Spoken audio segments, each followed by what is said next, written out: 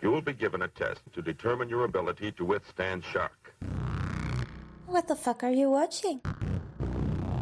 I mean, what was left wasn't even a body. What the fuck are you watching? What the fuck are you watching? The most terrifying form of evil is that which lurks within the human mind. What the fuck are you watching?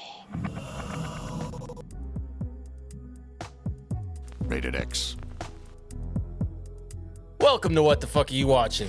We're a weekly movie podcast exploring the disturbing, the extreme, and everything in between. I'm Chris, and this is motherfucking Silus. Yo, what up? Hey, Silus. Hi. We got a super special episode today. We are chatting with the director of BRADLEE, Zak Ferguson. Hey, Zak. Hey, hello. It's always fucking awkward. It's like, how do you introduce yourself? Hey, guys. Hello. Hey. Hi. That's usually what I go with, yeah. Hi. Hi, guys. How's it going? I directed this movie. I always wanted to come across like John Walters because he's so articulate, so camp, so fresh. And then you hear my fucking southern accent, and everyone's like, "Oh, that's what you sound like."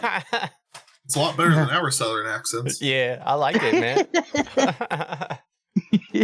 Shouldn't be sounding crazy over here. Yeah. I was raised by Northerners and Kentuckians, so my voice is all fucked up. You've got a nice blend, though, Silas. You've got a perfect blend. Thanks. You know, it's articulate, it's smooth, but if a motherfucker fucks with you, I can imagine it will be raging, get off my fucking lawn! Yeah, turn full ghetto real quick. The only one that's gonna fuck Mary Bell here is Paul. On her wedding day. To Paul.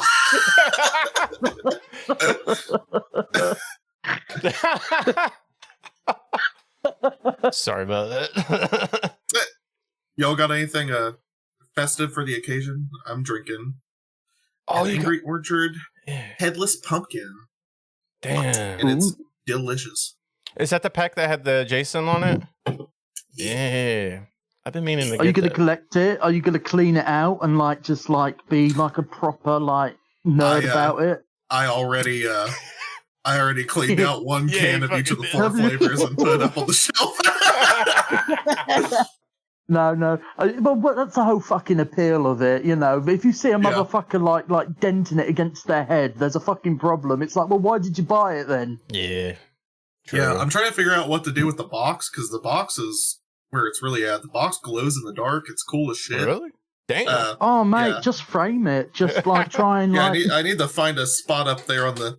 Because we have these shelves in our den that go up and over and around the entire kind of part of the room where you can put little display things, but it can only be so tall. It can't be super huge or anything. But we do have a pack up there from I think it was last Halloween. We got this really cool thing that we found, and it was like a pack of hard ciders similar to the Angry Orchard kind of thing, but it was called Trick or Treat, and it was like a limited edition thing where each can had some artwork of a cryptid on it. So it had Mothman and the Jersey Devil and some stuff like that. But out of the pack, I think it was 6 cans, and 4 of them were treats and 2 of them were tricks. So the trick cans tasted fucking disgusting. Oh, you no. could not drink them. What? And it was supposed to be kind of like a party thing. So it's you would do it with your friends, right? And then you could drink.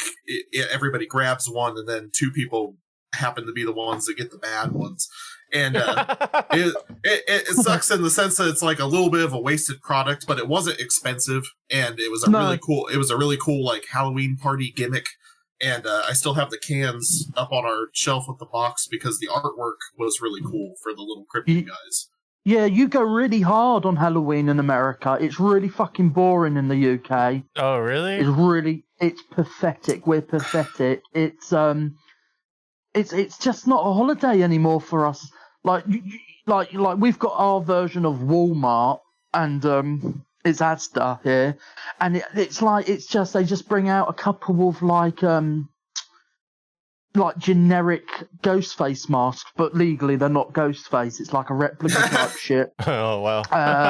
And it's just there's no energy behind it. There's no push for it. But I've realised that the Fanta company, or is it another company? Anyway, another soft drink company's putting out limited edition bottles where we have Chucky, Jason, Freddy, and the artwork is gorgeous, and they're really pushing with it. And I was thinking, yeah, motherfuckers, well, lean into that a little bit more each year. So, but like, we're really lame ducks when it comes to Halloween. Oh man, sorry to hear that. It's pathetic. Well, it's and the thing is, it's not even like it's not even a holiday. It's not even a holiday, and the whole mood of trick or treat now is get the sweets in the off chance that someone's going to knock on your door. Oh yeah, and we're just leading ourselves up for failure because people will, especially the older generation, they're like, I want to give children sweeties, and it's like, don't do that, Bert. Oh, why? Because you're a fucking paedophile. And that's the only type of people you see buying candy is dirty old men, and it's like, oh great. Hell yeah. Spit my beer out on that.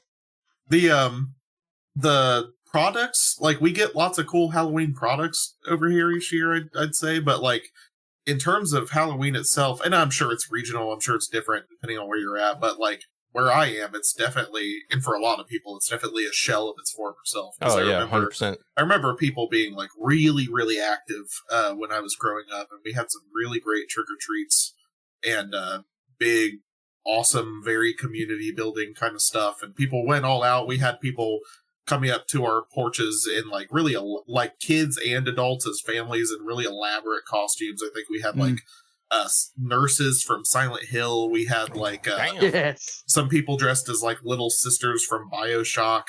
We had we had really cool stuff. We had really cool stuff back then. All kinds of awesome stuff. Not just like the store-bought simple stuff, just like homemade things, but now it's just like it's so dead, and like we do have a little bit of activity in the area that Chloe and I live in, so we try to like really do it up and go all out on Halloween and give out cool stuff. I usually bring home a bunch of like discarded books from the local library, like old Goosebumps books and things, and make sure cool. So the kids can get like candy and like some kind of cool takeaway or something. Damn, Silus is so fucking cool, man. Yeah, man, be my neighbor. Last year we also did like adult trick or treat, so they could walk inside the like actual front door of the house into the living room, and there was like a box full of older horror flicks, like duplicates and rental stuff I was getting rid of, and then like a little bowl full of fireball shooters. So we let the parents come in and pick like a scary movie and a shooter, and then the kids got like a book and candy outside and wow. That's sick. I hope that the Goosebumps is with the original covers, because they've reissued them in the UK and they look like shit. Oh, really? Yeah, I can't believe how much they fuck with the because they already have such iconic artwork. I don't really see why they like regionally reissue them with new artwork like everywhere else, because it's not just the UK, it's like everywhere have they done it everywhere? US, a ton of places get like different covers. It's really interesting. It's but yeah, because it's such a staple of Halloween. It's those sick ass covers, It's the covers that screamed at you, and it's the embossed font on those books. And and ever since, I can't remember what the spin-off series was called. It was like Horrorland. Am I wrong? Horrorland, something along those lines. Yeah, that's a current one. Yeah. Yeah, and they've shifted all of the marketing in the UK to that aesthetic, and it is an aesthetic. It's not just the style of the art. It's almost like everything is uniformly, but it just doesn't feel goosebumpy anymore. Yeah. So you really have to go to like secondhand bookshops to find these amazing covers, that you would get in your library as a kid. But weird thing to bring up, but I think Goosebumps is very fucking seminal in a lot of young horror fans' lives.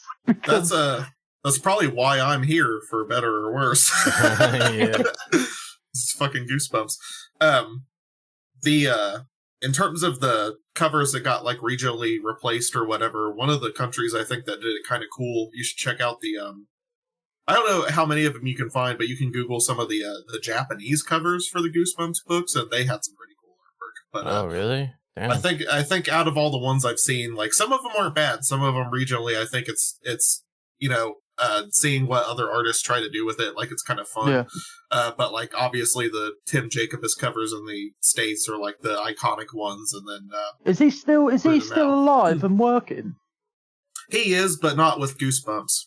But yeah, he goes to a lot of he's entered the age now where he gets a lot of pull for going to like cons and things. I actually met him at a Comic-Con in 2018 or so, I think. Oh, no way, awesome. Got some stuff from him. I've got a big signed poster of his up in my office and a few smaller prints and things that I got from that. But yeah, he's still doing stuff. He actually this year, I was trying to find it when we were at Cinema Wasteland. There's this beer brand called Garage Beer, and it's just like really generic light beer, but like for some reason they did a cool Halloween collaboration with him where they had like the lime flavored beer. They had cases covered in Tim Jacobus art, and so it was very goosebumpsy, and it was really cool, and it was all green coated like the slime. Whoever was working that department that year had their head screwed on.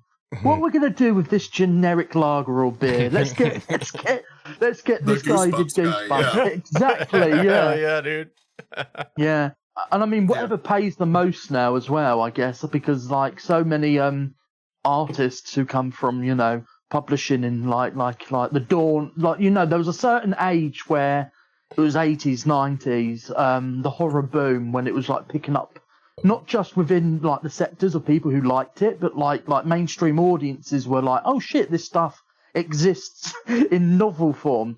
And you'd see all these people who their career would kickstart, and then they survive now due to cons and conventions, due to the nostalgia and their popularity. But there's so many artists who are like, fuck doing all of that hard work, I'm just going to go to a con now and earn my earn my money that way. Like right there on the floor.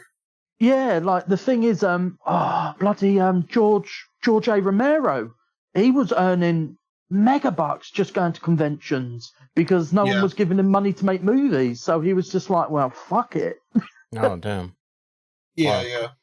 Well, and I know that like it's kind of crazy. I think it's nice to see that it's feasible for up and comers to be able to do things like that with like going to artist alleys at cons and things. But at the same time, I know the ones that actually make good money off of it, all that they're really doing is like fan art. They're not actually getting to do their own stuff. Like, because that's the only thing that really sells in the numbers that they can make it like a feasible living. And they're constantly on the road and traveling, and it's just like fan art. They don't get to just do their own thing, Oh, damn. So for me, that's just not worth it. Yeah. Yeah. It's a good, conventions and all that. It's a new thing for me. I usually make appearances through videos. Like my first actual main, like proper event is at the end of October in Prague. I'm doing a reading, and I'm showing Dying in Silence, and it was kind of like, I'm not going there to sell my wares, like if the money's gonna, if money is raised, just put it back into the event thing, because like a lot of indie artists and underground artists do it for the fucking passion. But if this is your bread and butter at the end of the day, that where certain people get themselves in that place, you do have to kind of, what is the saying? Yeah, take the check and fucking run. Hell yeah. But like so many like you go to these events, these conventions, and it's about networking and widening yourself and getting exposure. But I just hear some horrible, like heartbreaking stories where people are like, well, I came back and I didn't sell anything, and it's like, oh fuck. That's just it just tugs at you, because it costs to get a table, it costs to stay, to travel, and unless you're you're going there outside of just like your wares, and you want to be there for the event for everyone else's tables. It's kind of heartbreaking. So I kind of set myself up to fail before I failed. I'm like, I don't want to make any money from this shit. Yeah, I can see you spending more money than you make, like really easily. Yeah. And that's the whole thing that I'm kind of like, a lot of people that are networking with me at the moment are like, oh, you need to go to cons, you need to go to these horror conventions in the UK. And I'm like, I've seen half the people that go to these conventions and the people that spend the money on the tables, bring their wares, they come back poorer. Right, yeah. And being the type of person who will see books, artwork, film. Yeah. Mate, I'm a collector. I'm an addict to that shit. I would probably come home and Laura would say to me, "You've maxed out the credit card," and I'd be like, "Yep." Yeah. So, yeah, I do see the benefits of conventions, and a few people have reached out, which is fucking cool. Local based ones, like there's a Hastings Film Festival, and they're like, yeah, just screen your film, and if you've got any wares you want to share, and I'm like, no. I don't want to set myself up for failure. But if you want some stuff to, sell on for free, have it for free type shit. I'm the worst business person in the fucking world. Don't work with me. I bet Jacob B. Green. Yeah, well, Jacob B. Green's probably listened to this and he's going, "Motherfucker, why are you giving away your Blu-rays for free?" Hell yeah, dude. Man. Yeah, you navigate it in whatever fucking way you can, I guess. But I'm new to it. I'm a little tadpole at this stage, but yeah. But did you say both of you watched Bradley? Yeah, we watched it last night. Now this is really new to me because every other motherfucker that's had me on a podcast hasn't watched the film but made out they have. So this is a new thing for me. Hell yeah. We'll have an episode on the watch through, along with this interview. So sick. Well, it's fresh because everyone else is like, oh yeah, this film, da-da-da. And it's like, the more they talk, I'm like, you've not watched a fucking minute of it. Yeah. Like one guy, I'm like, Lynn Lowry's in it. It's like, motherfucker. She's in the fucking credits, dude. Like the most pivotal vocal performance in the whole thing, Exactly. Yeah, like the only character that actually fucking talks. Shit. No, whole but we're very storyline. Yeah, yeah. The whole story is through her dialogue sequences. I mean, if we didn't have Lynn Lowry talking, giving exposition upon exposition upon exposition, I think the film would have been 10 times harder for anyone to watch. So well done for getting through it, gentlemen. I feel sorry for you, Silus, because you're involved as a executive producer. You're one of the main proponents of why this movie got fucking finished. I told him it's my deal. I definitely I kind of told them going in because when I first got into this podcast before I got on as a host, they had watched some stuff that was like kind of similar to that in the sense of like kind of the mode you have to be in to watch it, and it's just it's very much a departure from like a standard cinema experience, and I kind of described it as almost like a visual art piece, rather like almost like a cinematography based sort of what would you like a filmography installation or something. You totally get it. Yeah, just a traditional film.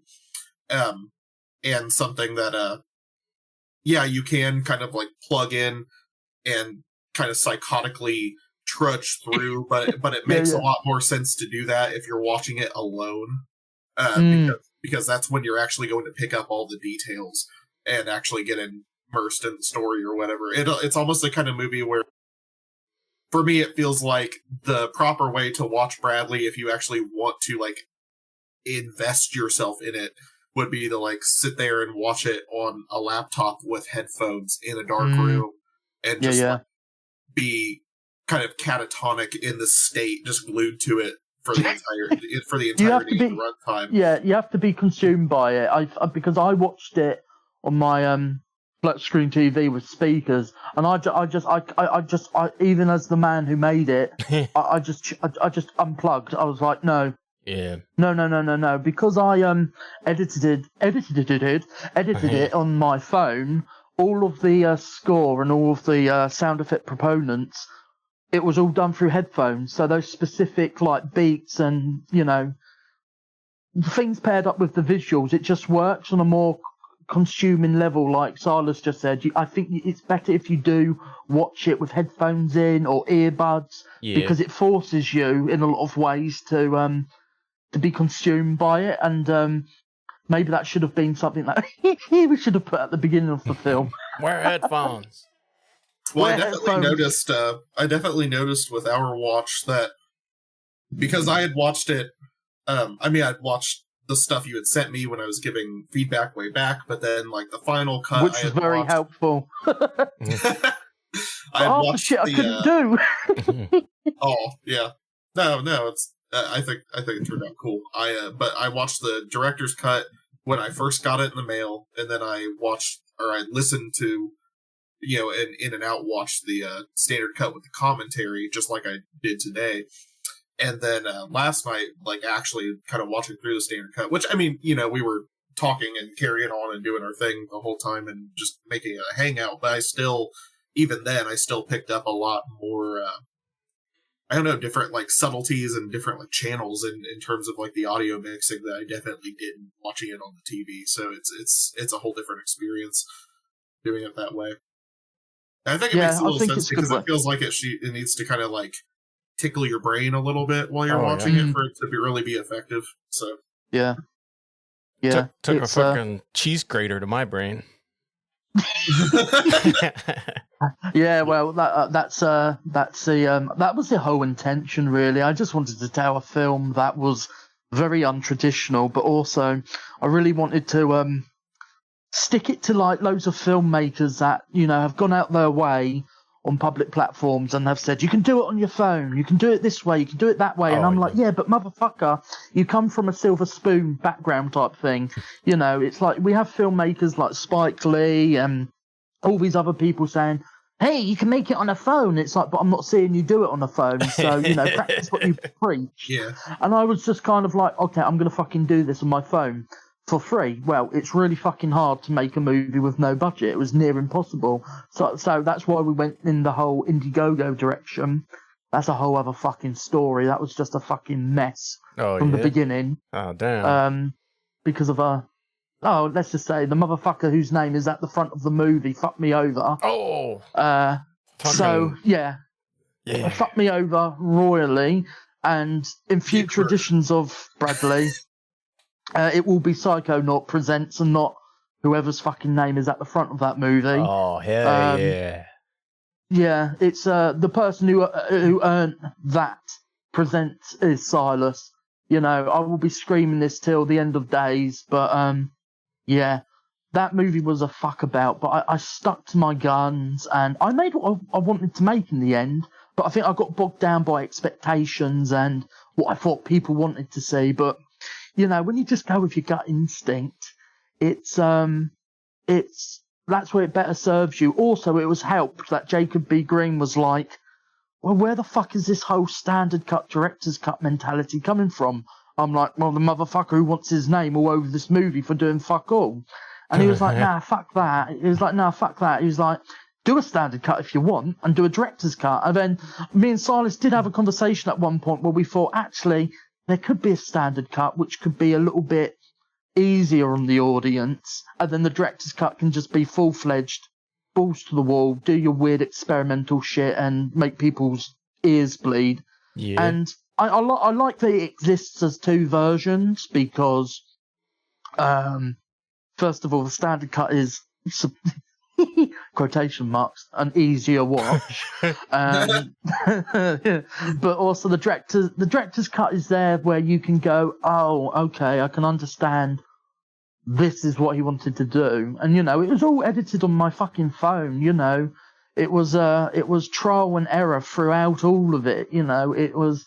a resolution nightmare uploading it onto Google Drive, losing shit on Google Drive, not having original materials. I think I even like hit up Silus numerous times, like, hey, what is that draft I sent you? And he's like, well, like, you've sent me 10. Like, what one? I'm like, well, can you reshare the one I shared with you? Because I really need to get some good high-resolution footage for my film. And he's like, yeah. And it's like, well, that mentality is great because he downloaded it, obviously, and kept it, whereas my computer is like, it doesn't exist. And this guy who was meant to be producer, every time I'd reach out and say, all these drafts I've sent you, can you send me the footage? I haven't got any. Oh, well, thank you for your help. You know what I mean? So it was just, yeah, it was fuckery from the beginning. He basically saw it as an opportunity to skim money from this campaign as a producer's fee. Well, he did fuck all to earn a producer credit. He did fuck all to earn his fee. And it became quite apparent throughout the process that he had spent the money straight away and kept coming up with excuses. And I thought, okay, I'll entertain you. But when it got to the point that he was lying, like, oh, PayPal is glitching. Oh, this amount of money takes 2 weeks to go through PayPal. It's like, look, motherfucker, I've got your number. I know what you're doing. You've spent it. Because every time you go to these events, you sell Blu-rays yourself, and then you all of a sudden have money that you can send me. I said, don't touch that fucking money. I said, do not touch that money until everything is done, until we've fulfilled our perks, until we've done our due diligence. And then as soon as I got involved with an actual professional like Jacob B. Green, he said, this isn't adding up. And I said, okay, it's not adding up. He said, we're going to do this thing our way. The agreement's between us. We will do this. So then when it came to, can you send me the money for the perks? This motherfucker's like, what money? I'm like, the money that I told you to set aside for the perks. Oh yes. And I'm like, no, you spent it. I said, I've had enough of this. Hell yeah, dude. I said, you've spent it, you absolute shit cunt. And, you know, the motherfucker shit his pants because I said, I'm taking it public. I said, I do not give a fuck. I'm taking this public. You thought I was some fucking idiot. So this geezer is also, you know, he's doing it with a lot of people, trying to get them to have him deal with the whole Indiegogo thing because he liked to think he was an expert. Our Indiegogo fucking sucked. It sucked. It looked like fucking shit. It had just one image of a masked BRADLEE, and then the things that he was putting up as images, and then all this, and then he was acting as if he was an expert, and then this is a thing that really bugged me from the beginning. He kept trying to get credit where he didn't deserve it, so I gave him loads of footage to put together for a reel, and before I know it, I see that he's giving himself credits on fucking BRADLEE, and I'm like, what have you done? Oh, I edited together that show reel for BRADLEE. So that means I'm editor of BRADLEE. No, you're not. You haven't touched the fucking film. And I had like a mental breakdown to Silus numerous times who talked me off the ledge. And he said, look, there's loads of people like this. They want to get as much credit for very little work. It's like nip it in the bud now, or it will, you know, it will spill over. And I took the balls by the rein and gave all of the issue to Laura. And my Laura, she's tenacious, and she works in government, the local government, so she knows how to compose a really damning, scathing email or two. Oh hell yeah! So she basically put him in his place and said, "You're going to give us all that money back, or this will be going public." And he threatened us with a NDA. I will only give it back to you if you sign an NDA. So we went, sure thing, buddy. Anyway, it took 3 months for him to pay us back almost $2,500, which is $2,500. And when it came to the time, I said, I'm not signing no NDA. I'm leaving it here. I'm not going to out you. I'm not going to voice my utter, you know, disappointment in you. Don't fucking do this shit again. And then all of a sudden he blocked me, so it's that thing of, oh, what's the motherfucker saying about me? At the end of the day, I don't care because he's in the wrong. I've got the receipts to prove it. And then Jacob got hold of me 2 months into the release of BRADLEE and went, why is this company selling BRADLEE Blu-rays? I went, what? He went, did you give them Blu-rays? I went, no, I haven't got my Blu-rays yet. He went, well, this company's got a pre-order up for BRADLEE Blu-rays. The fuck? And I went, oh, well, it's that geezer. So Jacob got hold of them and went, what are you doing? And this person went, oh, I'm so sorry, we haven't got the Blu-rays, but the pre-order's up, but nothing's come of it. He promised us Blu-rays and we had a deal. And it was like, oh, so he's got money off of them, off the back end of BRADLEE, promise of Blu-rays. So yeah, this guy is a absolute shyster. So if you watch BRADLEE and his name appears at the beginning of the film, don't work with him, don't fucking trust him. And if he keeps leaning on the whole fucking autistic thing, fuck you, buddy. I'm autistic. That doesn't make you, that doesn't make you free from taking the piss out of fucking people. Yeah. Fuck that guy. We are the Autism Council. Yeah, the High Council. And we say nay. High Council. Yeah, no. So yeah, it was and it really stymied my. It's gone well off list. Yeah. Well, the thing is, it's just like it really stymied my whole relationship with the film. I just fucking hated it. I didn't want to look at it. I didn't want to touch it. I found it really difficult to find any pride in it. But looking back on it now, it's look, it ain't a fucking masterpiece. It's shot on a fucking Galaxy phone. That's out of focus half the fucking time. But I leaned into the whole lo-fi nature of it. If the resolution was shit, I made it look shitter. I really wanted it to feel like you were inside this fucked up guy's head visually. So I thought, when it came to a place where I was putting in the higher resolution footage that, sadly people like Silus had to cater to because I couldn't pay for extra storage on Google Drive. Like Silas said, dude, the resolution's fine. It's fine as it is. It works. And I was like, you know what? Yes, it fucking does. Do you know what I'm going to do? I'm going to make it look uglier. Hell yeah. I definitely think it does. And it holds up too. It looks great on the Blu-ray. I don't see anything upon rewatch that feels like it's been like bit crushed or has any kind of like artifacting that seems like unintentional. I think it definitely reads across very well. But I also kind of said, because I think Morir is that one is shorter, right? Yeah, that's 96 minutes, and that's a real no-budget movie. That's a movie that's pretty much like I'm re-establishing what the fuck I'm doing here.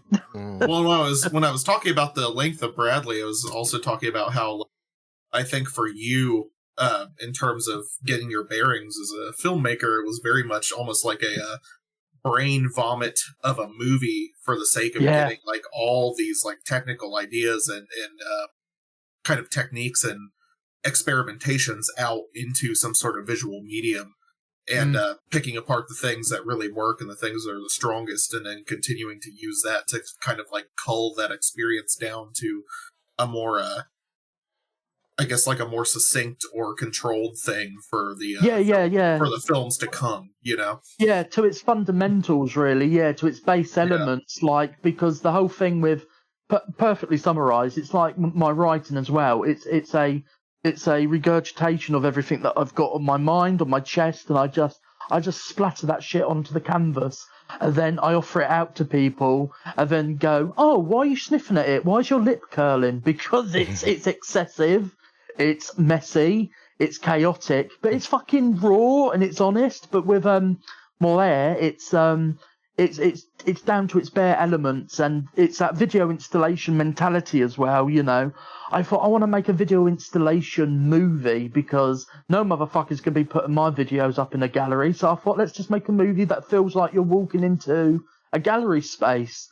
And a lot of that feeling was in BRADLEE. It just isn't as experimental with the ratios. But I'm really glad that you picked up on all of that stuff, because when you're making shit, and you probably like, you know, any creative person themselves, you know, you take in all the glory and all of the perspective that people phrase for you, and then you see these connotations and you take the credit and go, yeah, that is the idea from the beginning. But with a lot of what you said, it is subconscious. You only realise until someone a little bit more succinct like you, Silus, tells you. But no, I think with BRADLEE, it was so much was in there that I wanted to do. I was also really excited about Danny Boyle's 28 Years Later when I was making it, and I was just like, oh well, this motherfucker, you know, his chaotic style of editing is what really got me going when I was younger. You know what I mean? That energy, that almost punk rebellion. Like I always say that Danny Boyle movies feel like blues in the edit. It's very scatter. But once you get the tempo, you get the rhythm, you get the beat, it becomes a sustained thing, and it builds to a crescendo. And I was kind of like, yeah, fuck, I want to do that. And in the back of my head, I'm going, yeah, I'm going to outsmart you, Danny Boyle. And then you see what they do on fucking 28 Years Later, and you just feel like a fucking fool. Yeah, I mean, he ended up, using phones for a bunch of shots in that, too. I remember seeing that insane rig with all the different phones doing crazy, kind of like crazy, like really? 3/4 kind of thing to capture those like headshots on the zombies in the forest. And, and it was literally that was really like wild. It was like a halved bullet time thing. Oh. Yeah. And they just gave the full panoramic thing, and like it was just crazy what he did. And Anthony Dodd Mantle, his cinematographer, who he's worked with a lot. And he's done a lot of Lars von Trier films. That guy, his cinematography and his versatility, like that the stuff that he does, man, it blows your socks off. Whether he's working with phones or like professional cameras or red cameras or iPhones that they're using, he always lends it that cinematic scope. And I know a lot of people have watched 28 Days Later on Blu-ray and went, oh fuck. It's awful. I don't think it looks that bad. You know, the movie looks the way it's meant to fucking look. I love the way that film looks. Like, it wouldn't be fucking 28 Days Later. Yeah, well, it's shot on, like, shitty old digital camcorder style video. Like, it's not, it's not meant to be this, like, super high fidelity thing. It never was. And also, the first 28 days, it's very dreamlike and surrealistic in certain aspects, with kind of the forced perspective and the weird, kind of like superimposed imagery and stuff that they do in some scenes and sequences in that film. And it does remind me a lot of like some of your work in BRADLEE. But what I was curious about too, when I was listening to the commentary, and I know you said, you probably don't remember a lot of what you were talking about, but you had said at some point that you really liked the shots that Laura pulled off while she was helping you. And you were like, I don't think I can do that part very well. I'll need to hire a cinematographer the next time if I get the budget for a bigger project. But I think even if you did Laura is now my cinematographer, whether she wants to be or not. Okay, cool. Hell yeah. Well, what I was going to say is, like, even if you had some, like, the primary shooting or the key shooting with the cinematography that way, I do think that your editing and your videography skills is just out of this world as far as thank you.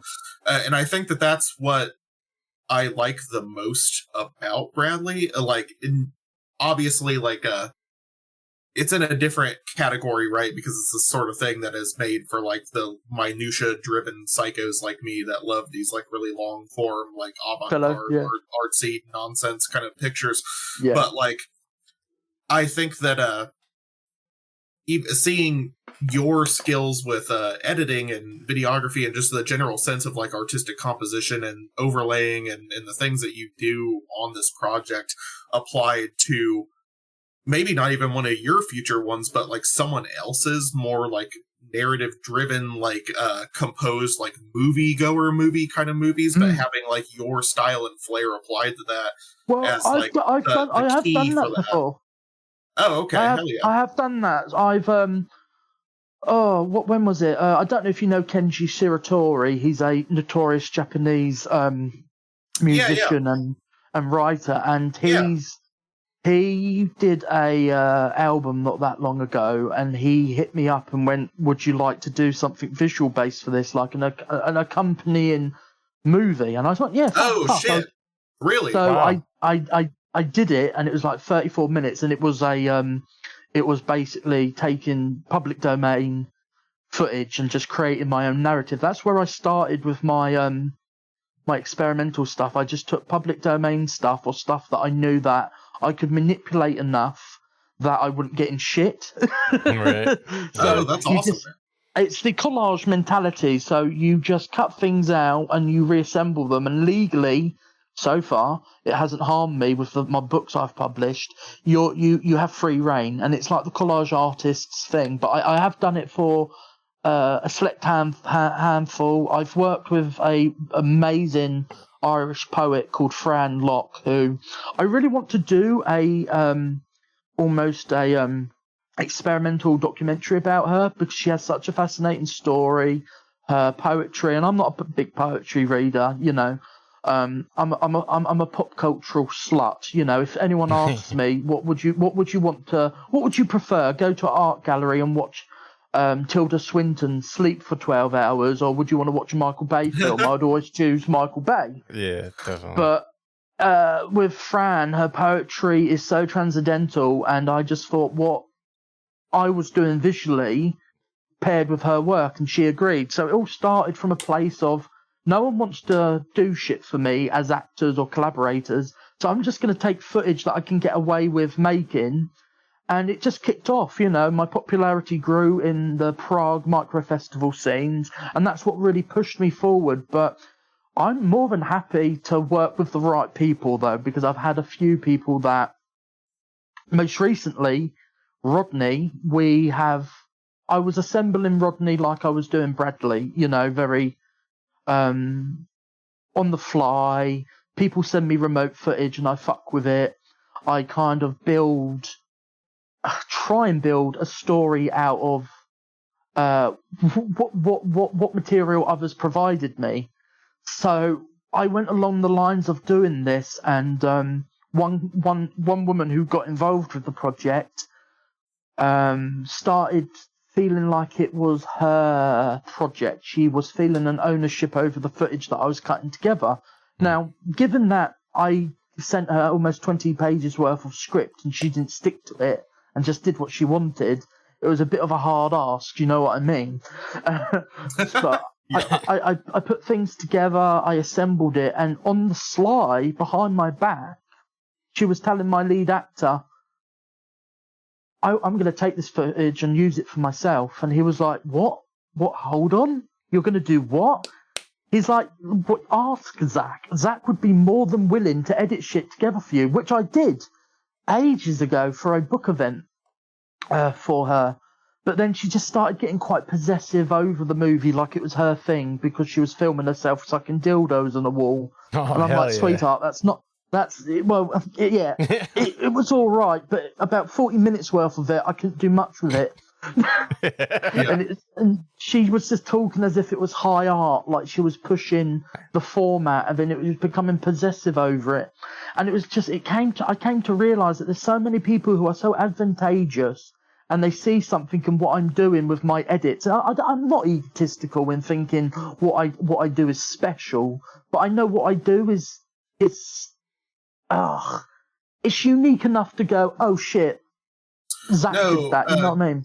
Exactly. Well, what I would say is that so my whole thing that I always hate about how siloed the indie film scene is that most of the people working in our spaces in the overlap they're so specific about things that they tend to just keep to themselves and do their own thing. So they just kind of make like a huge catalog of movies that is like all of their specialty. You know what I mean? It doesn't ever kind of like cross over across streams and become this kind of really powerful thing where I think if all those people got those bits and bobs of what makes them so special and the things that they have those strong suits in, and they put those things together in a collaborative project. It would be crazy to see what that could be.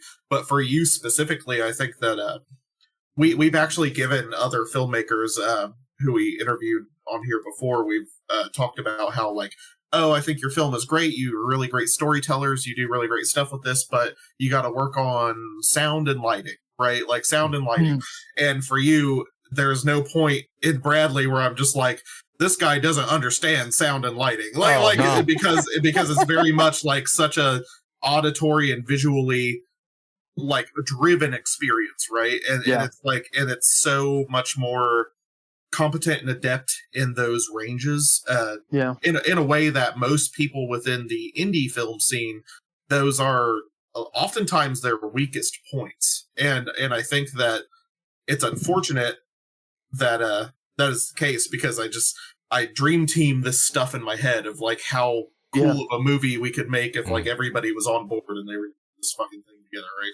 And everybody had their own part to play, but like it's actually funny, because what I was going to get to with the videography thing with like, oh, you should do stuff with other people's films and be the creative lead or blah, blah, blah, or the aesthetic lead. I was going to ask if you had ever thought about or had done any music videos for anybody. So the Kenji Soritori project. That's really funny to hear, because that sounds like you already did it. You already just now moved into and did that stuff. Yeah, it's but it's that thing. It's that thing of Kenji's a legend, because he's just like, I like your shit.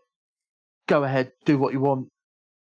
I give it to him, and he just goes, love it. That's it. That belief, that total belief, is kind of dangerous, I think, for a filmmaker or creator. But I think I've got enough of awareness about my limitations and awareness that, I've gone on to podcasts recently, or since Bradley, and people have pulled me up on my lackadaisical sense concerning my work. Some people have said to me, you don't seem to take it too seriously. I said, well, if I start taking it too seriously, you would have a 14-hour podcast. Not only would you have a 14-hour podcast, you would go, oh my God, this guy is so full of himself. So, you want to try and tread the boards in a certain way. Like, you don't want to make it too squeaky to piss people off, but you still want to get to the fridge to get a can of beer. You know what I mean? It's it's so hard to tread in this climate now, and I think it's just about being honest now. Like, if people feel that I'm lackadaisical about it, it's because I don't have an ego about it. Because I think it's dangerous, because you get a sense of, I've been exposed to people with egos concerning their work. The person who has his name in front of Bradley, that this individual made one movie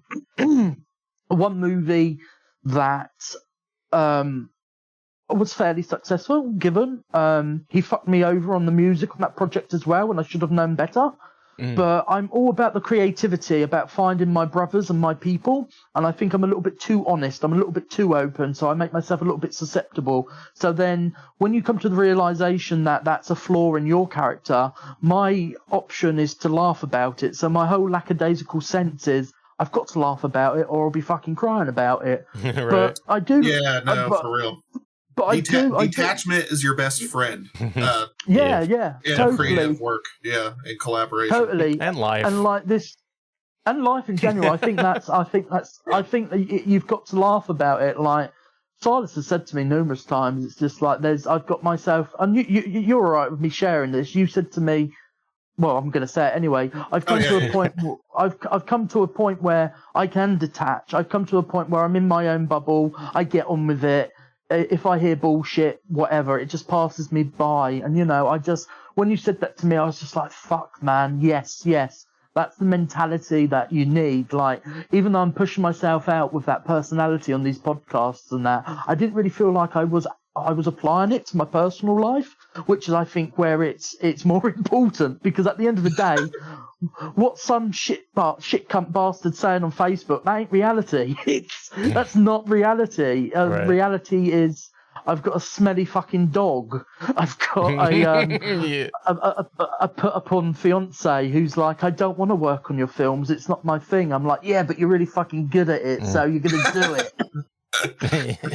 But no, thanks for that compliment, man. It means a lot because work does go into it. You do get obsessive about it. Like to tip off the old Rodney thing. The whole reason Rodney stopped was it's a bigger endeavour, and everything that I kind of wished for BRADLEE, and a lot of what our conversation was about, Silus, about making the house more of a presence, more stripped down, looking like it's squalor. All the ideas and elements there couldn't be put towards BRADLEE, but going forward it can be put towards Rodney, because Rodney is, it's titled in such a way where you go, BRADLEE, Rodney, are they of a piece? Yes, it's in the same world. It's almost a sequel. Okay. And it's a fucking hard movie though. It's got real masturbation in it. It's real self-harm. It's teetering edge damn. Where it's a bit fucking far.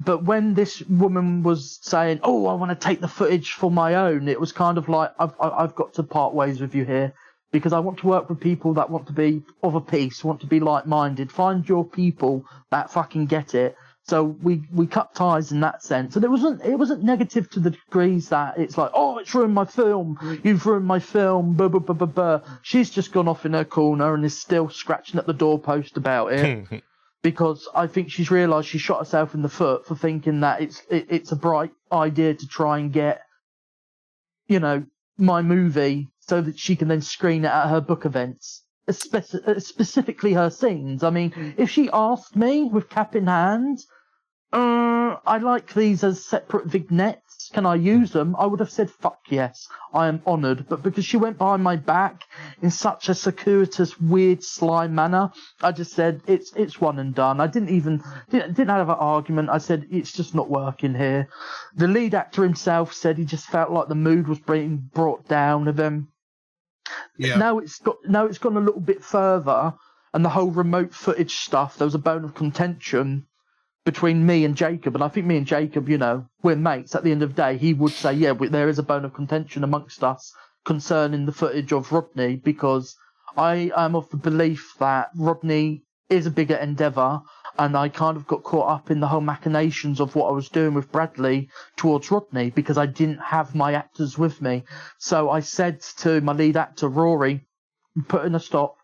We're going to come back together next year, and we're going to come together in person. We're just going to shoot. We're just going to shoot. We're not going to put any fucking pressure on ourselves. We're just going to make the movie that we want to fucking make. We've got a script. We've got an outline. We know that we've got to stick to this outline and this script, because if you're going at it willy-nilly in the vein that we did with BRADLEE, this movie will never get made. So we're reconvening next year, springtime, and we're just going to make it as buddies, and it got a little bit too weighty, I think. I think a lot of pressure came up where there was expectations of it being a bigger, broader endeavour. Well, it is. We've got camera rigs. I've got a camera crane, a 9-foot camera crane in my outhouse screaming to be used. I've got all these devices which is going to elevate it. And I said to Jacob, I said, yeah, but the footage that I've shown to people of Rory playing Rodney in the teasers that I've put out, or the footage I've shared, they fucking love it. They're really into it. So I'm not going to sacrifice that remote footage just because you want it to be a little bit glossier. And it was a bit of a bone of contention, and it was kind of a bit of a pull and tug between us. But I think what Jacob sees for it is the movie that I'd always told him that I wanted to make. So I think I kind of confused the waters, where I was like, this is going to be bigger, it's going to be glossier, it's going to have camera rigs, it's going to have cranes, and he's getting about 15 minutes worth of a woman sucking a dick on a wall, filmed vertically on her phone. So it wasn't like the most like comforting footage for him, but it was all deliberate, because I wanted to Not that I've got an audience, but I like the idea that if anyone watched BRADLEE and enjoyed BRADLEE and they go, oh, look, Rodney, and they watch it and go, oh, it's the same shit as BRADLEE. Oh, he's not doing much. And then it transitions into the more glossier, professional, Kubrickian, symmetrical shots that I have in my head. Then it makes more sense as to why that remote footage is so integral. But it started as 50 minutes, and I've cut it down to 19. I'm planning on shaving it some more because I do want it to scream, because we have a bigger budget due to the success of the Indiegogo, due to Silus's contributions, due to Jacob's contributions. But as with every movie, you get fucked over. You get fucked over, or you realise, oh, I can't afford actors, because we had a couple of actors approach us, and they come from the indie horror scene, and they're making names for themselves where I think, well, you guys are probably going to be on Netflix, on Bridgerton in the next couple of years. Why do you want to be in this movie? You know what I mean? But they've approached, and they're like, money is no object for us. It's about the project, and you're doing something really unique. And I was like, okay, that's my people. I found my people. Yeah. So we're putting everything on hold until next year, because I'm still waiting for half of the equipment to come through. A lot of people gave me a lot of advice, like Liam Regan. I don't know if you've heard of Liam, but he makes some really good films. My Bloody Banjo, Eating Miss Campbell. And I've heard the title of Eating Miss Campbell. Yeah. He's almost an acolyte of Lloyd Kaufman. Okay. And he's doing I got to pronounce this correctly because I always fuck it up.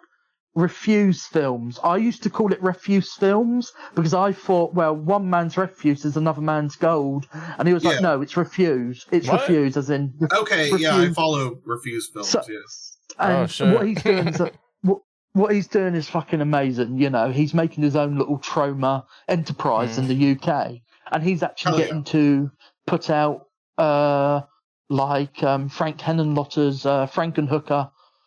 Recently, he put out in a gorgeous restoration, and he's building an empire for himself. So he said to me, I always recommend that you hire equipment out, and I went, no. He was like, what do you mean no? I was like, I'm buying it for myself. And he's like, oh, why? I said, because I haven't got the money to hire. Also, if I have that equipment, then it means I've got it. So nothing's stopping me. So that's why I'm able to make a movie in between now and when we start Rodney, which is a zombie movie called Norm. So with all of this equipment that's coming is also going to be put towards Norm. So everyone who did contribute on the Indiegogo through Norm or has been involved with Rodney will get a credit on the movie in recognition for, making me able to afford this equipment so I can make better movies. And it's but this, the real saving grace is this Sony Handycam 8. I am fucking in love with this video camera. It's what I wanted to do with BRADLEE was give it that video camera feel sometimes with the restoration and the grading and the grain. I don't need to do all that work in editing now, man. It's all there on the camera. So I'm really having a really wild time using that on the segments of Rodney that I am filming. Also for Norm. But now that I've got this camera equipment, I've got cranes, there's no stopping me putting this like 1989 camera on a 9-foot crane and throwing it about. Oh yeah, dude. I can do the Dutch camera angles. I can pretend I'm Sam Raimi. Yeah, exactly. And that's all because of the people that helped us in the Indiegogo with Rodney. Whereas with BRADLEE, all of the finances went towards the perks.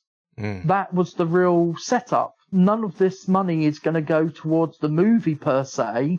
But then it got to a stage where it's like, I have no fucking money. I can't finish this film. And Silus appeared like an angel and was like, au contraire, brother. And he also sent me some amazing props. That fucking cut up baby and the silicon baby, which is going to get a going to be featured more in Rodney, and probably even in Norm. You know, I'm going to fucking use that prop to its max. But because of your contributions, Bradley became a reality. I don't think I would have had a career unless you got involved, because when you did that marketing material on the posters, brother, that's where it got people's attention. I know that still frame of Bradley with the mask was really leaned on too early, but when you started putting out that plethora of materials and you were so in tune aesthetically, thematically, stylistically of what it was, it pushed it and it got it recognised. And, you know, I'm not making movies because of my temerity and my enthusiasm. It was born of your passion as well. So I owe you a lot, my brother. I really do. Oh, thanks, man. Yeah, no, I put a lot of passion into those pieces because I was they're fucking beautiful about the project. And again, I kind of like with Bradley, one of the things I want listeners to know, and we plugged, that Tarnished Vision had copies and everything in the watch through episode, and I'm sure we'll do it again here in the show notes. But the whole thing I was trying to get across is like I want people to give movies like this a chance, because I think it is just like it's all about the headspace that you go into it with and what type of a watch experience you want to get. Because I see Bradley as like a visual smorgasbord and like a powerhouse of like showing off the chops of like a burgeoning creative. And it's one of those things where like regardless of where it stacks up as you put out film after film after film, I could tell pretty much immediately that I thought, oh, okay, this guy's got real passion and he's not like burnt out and beaten down by life like a lot of other people are, and it feels like he's gonna. Oh, it's happened, and you've been on the short end of the stick. Oh, I know, but like it doesn't seem like it knocks you down enough like it does some other people. I mean, some people are still trying to make shit while they're just surviving, and like your stuff feels like it's really, regardless of what your personal situation is, it still feels like the stuff you're doing is thriving, and it feels like it's on an upward trajectory. And the thing with the equipment, I mean, that just makes me think that even more. And I'm the same way when it comes to art stuff and anything that I use, whether it was like stuff I bought for podcast equipment or whatever. It's like I have been trying to build it up by just living like a fucking bum and being poor as shit long enough to buy the equipment I want instead of trying to like rent it or take a shortcut through some like shady third party thing. Like, I've done everything I can just to have it on my own because it gives me so much more control in the end. And it's worth it to only be able to afford like a fucking gas station fountain drink for a couple weeks or whatever, and like, that's fine. That's what it has to be.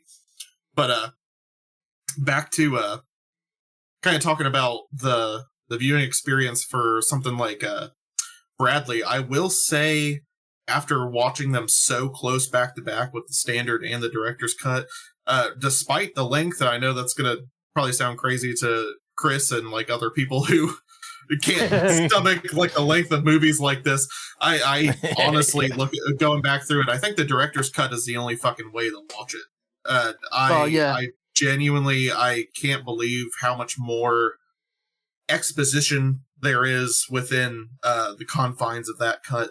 I am actually curious about what your approach was with the standard cut, because it seems like you prioritized the visuals over the narrative with the things that were cut specifically from the standard. And that's not a criticism. I'm just curious, what was brother, you shit on the movie if you want to, please. because I think that's...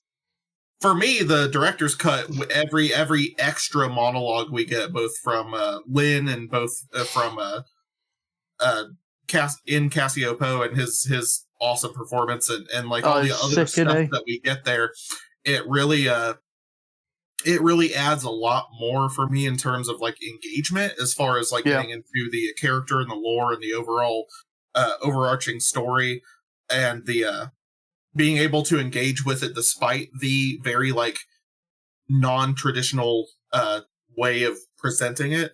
But with the standard, it is a very cool visual showcase, but I think that there is something there that for me is lost as like oh, this is more of the casual viewer's experience, but it has less of the story.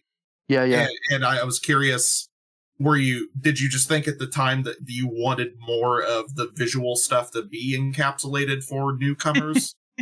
Oh god, it's gonna sound fucking just me just bad mouthing people. The producer who isn't a producer, who fucked me over, was determined to get the movie on streaming platforms. Really wanted to get that uploaded in Film Hub and get his 50%, which he always reminded me he was going to get from the standard cut.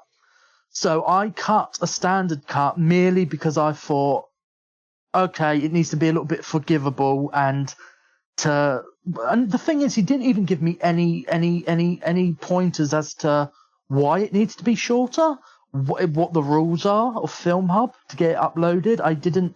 It was just, it needs to be shorter, it needs to be digestible, and basically just saying really stupid shit he'd obviously read up on Wikipedia that big head honcho producers have said in the last 20 years, and just applied it to our conversation, thinking it made him sound smart and businesslike. Okay. Hell yeah. But then it got to a point where I was like, you know what, if I do a standard cut, it will be for the people who just want a really visual, gory, head-trippy thrill ride, almost as if leaning into the whole basement-dwelling freak who masturbates over these types of films. You know what I mean? It's it's one of the fellow people who's like, oh, there's something kinky about this. You know, truncate it that it is digestible. But I agree. The director's cut is how it's meant to be, and the story, even though it's untraditional. Like, I'm interested with Chris. Like, how did you digest it? Okay, I will admit it was a little long. All right. Yeah. Go for it. Just go for it. I would not cry. I will not cry on this podcast. Right.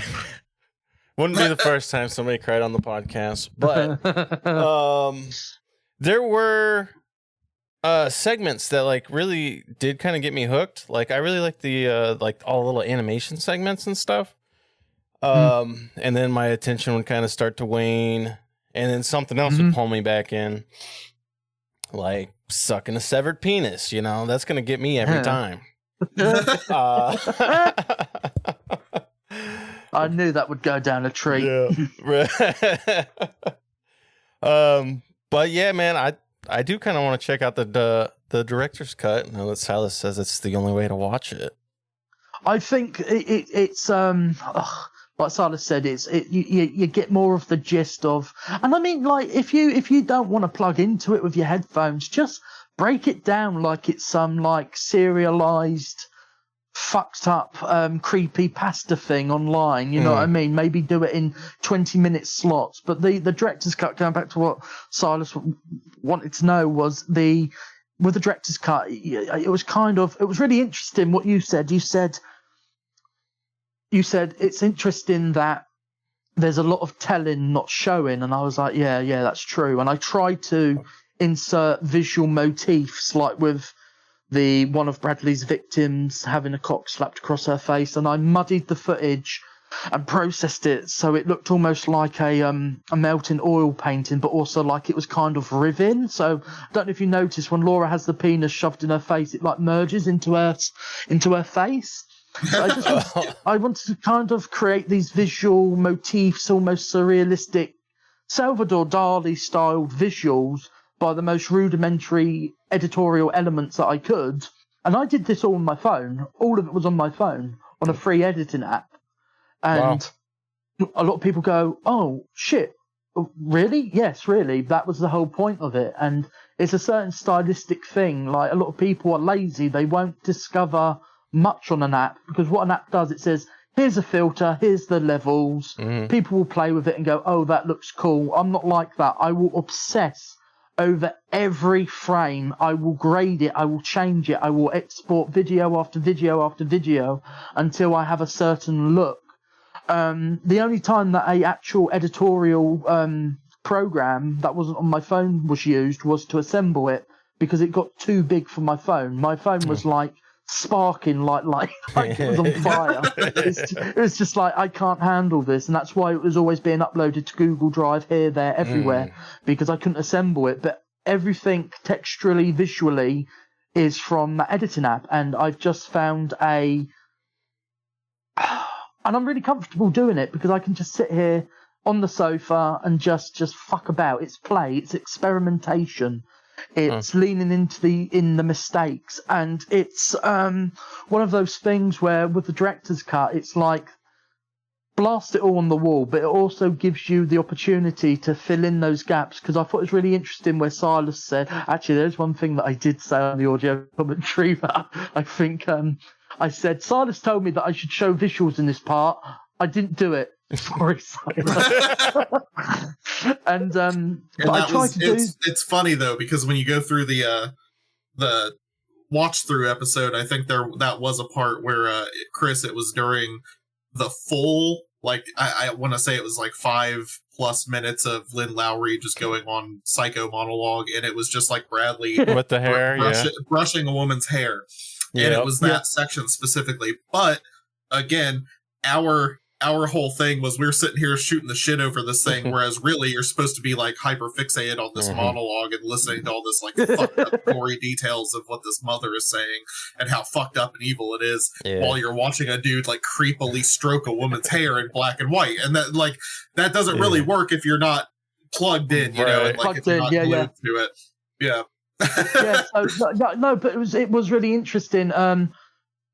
Because the show don't tell thing was I wouldn't say I'm a filmmaker, I'm an experimentalist, I'm a provocateur. So if someone tells me to do something, I'm not going to do it. Or if I'm going to do it, I'm not going to be light with it. Like there was a sequence that was prolonged where Casio Poe plays the interior voice of Bradley. Now I wanted to say this: Nick did that for free. Also, his contributions to the soundtrack as well. He did all of this for free. He was just gung-ho, and he was just a sensation. I know I've always gone on about Lynn Lowry because she's a name, and, you know, we've all still got a hard-on for her, and we all still have a secret crush on her, she's still a legend. I mean, she's having photo shoots where she's in skimpy underwear with people in a swimming pool. Like, fuck yeah, girl. Hell yeah. You put it out there. You own that shit. But Casio Poe really made it. But there was this prolonged sequence that Silus said, it's just long. I like it because I like this shit. But for our audience in general, this is too long. So I went to the local park, and I just fucked with the footage, and I thought, oh no, I need to really ramp this up. Oh, I'm going to put some Mondo footage of dead babies in there. and I thought, yeah, that'll get Silus going. That's showing. That's not exactly. So, yeah, and you merged those. You merged that into the poster as well. The distorted faces from that sequence as well on the poster, and I was like, yeah, you spotted it. He got it. But yeah, it was like show don't tell, and it's either one end of the extreme. I'm going to do it really fucking hard, or I'm not going to do it at all. But then I fell in love with the headiness of Lynn Lowry's delivery. She did it once. Oh damn! Wow. Once, just straight through. Yeah. I think you had mentioned that in the commentary, and I was like, "Are you saying that's like one fucking take? That's crazy." Yeah, she only broke once because she needed to restart a recording, but she did it in just one take. All I had to do was cut out page rustling and a couple of. But she smashed it, and she got hold of me, and I think she probably like, this kid is not a director, because I said, this is fucking sensational, this is brilliant, you've encapsulated what I really needed for this movie, you've just pushed it in a whole other level, you don't need to do anything else, thank you very much. And she did that as a favour. She didn't have to. And then again, her contribution was then again being taken as a win for me on the behalf of the person who will not be named that I've been shitting on, because she worked on a movie with him. Now, okay, I was wondering what the connection was, because I was like, oh shit, okay, that's I was struggling to find an actress, and I wanted a voice apart from someone. It was a stupid fucking idea. He put up an idea that we could cast someone through Indiegogo, so pay for a role. So I was like, okay, let's try this. And this young woman paid for the role. I said, I don't need you to do a British accent, but if you want to try, you can. She did one take, and she's like, sorry, well, I thought that was really good. I sounded really British. And I was like, nah, just stay American. And she blocked me and got a refund. So I was like, oh, fuck. Okay. Damn. So I've lost Bradlee's mum. And then the producer, in quotation marks, said, hit up Lynn. And I said, I'm not going to hit up Lynn Lowry. No, I'm not going to fucking do that. He went, oh, I'll do it.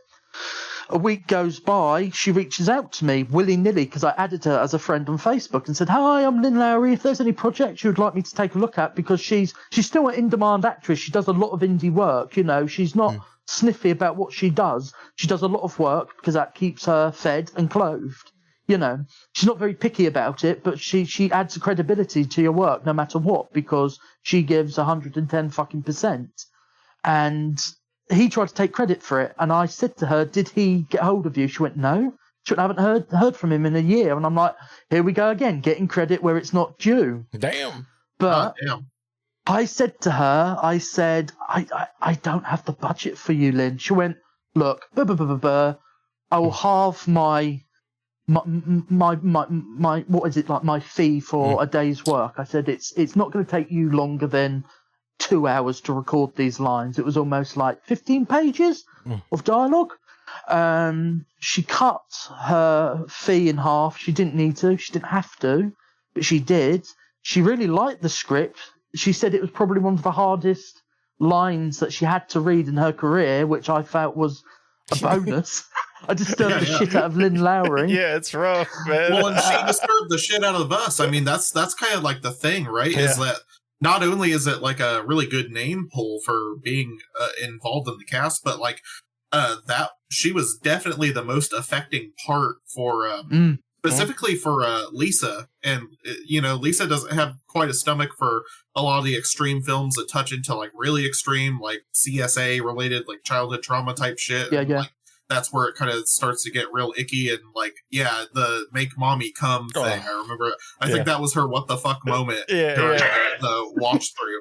And that, you know, that performance is like one of the most stark aspects of the entire thing. And it really connotes some of my favorite tropes in classic, like psychological focus, like slasher and character study type films, where it's like the serial killer with like extreme mom trauma, like fucking Maniac or Don't Go in the House or like something like that, where it's like a lot of times these killers are literally hearing these fucked up monologues of their mothers in their heads, and it's like they're still with them as like this part of their fractured psyche. And I think that is a trope that is not nearly as well explored nowadays as it used to be. I think the most mainstream example would obviously be like Jason Voorhees' mother in the Friday the 13th films, but I think that this was something that was, just because of the nature of the film, it was in a league of its own, where it doesn't make me, I didn't even think about that comparison until last night while we were watching it together, the few times that I've run through this at this point, you know. But that is like one of my favorite narrative devices for like serial killer films in general, and I just think she really did knock it out of the park.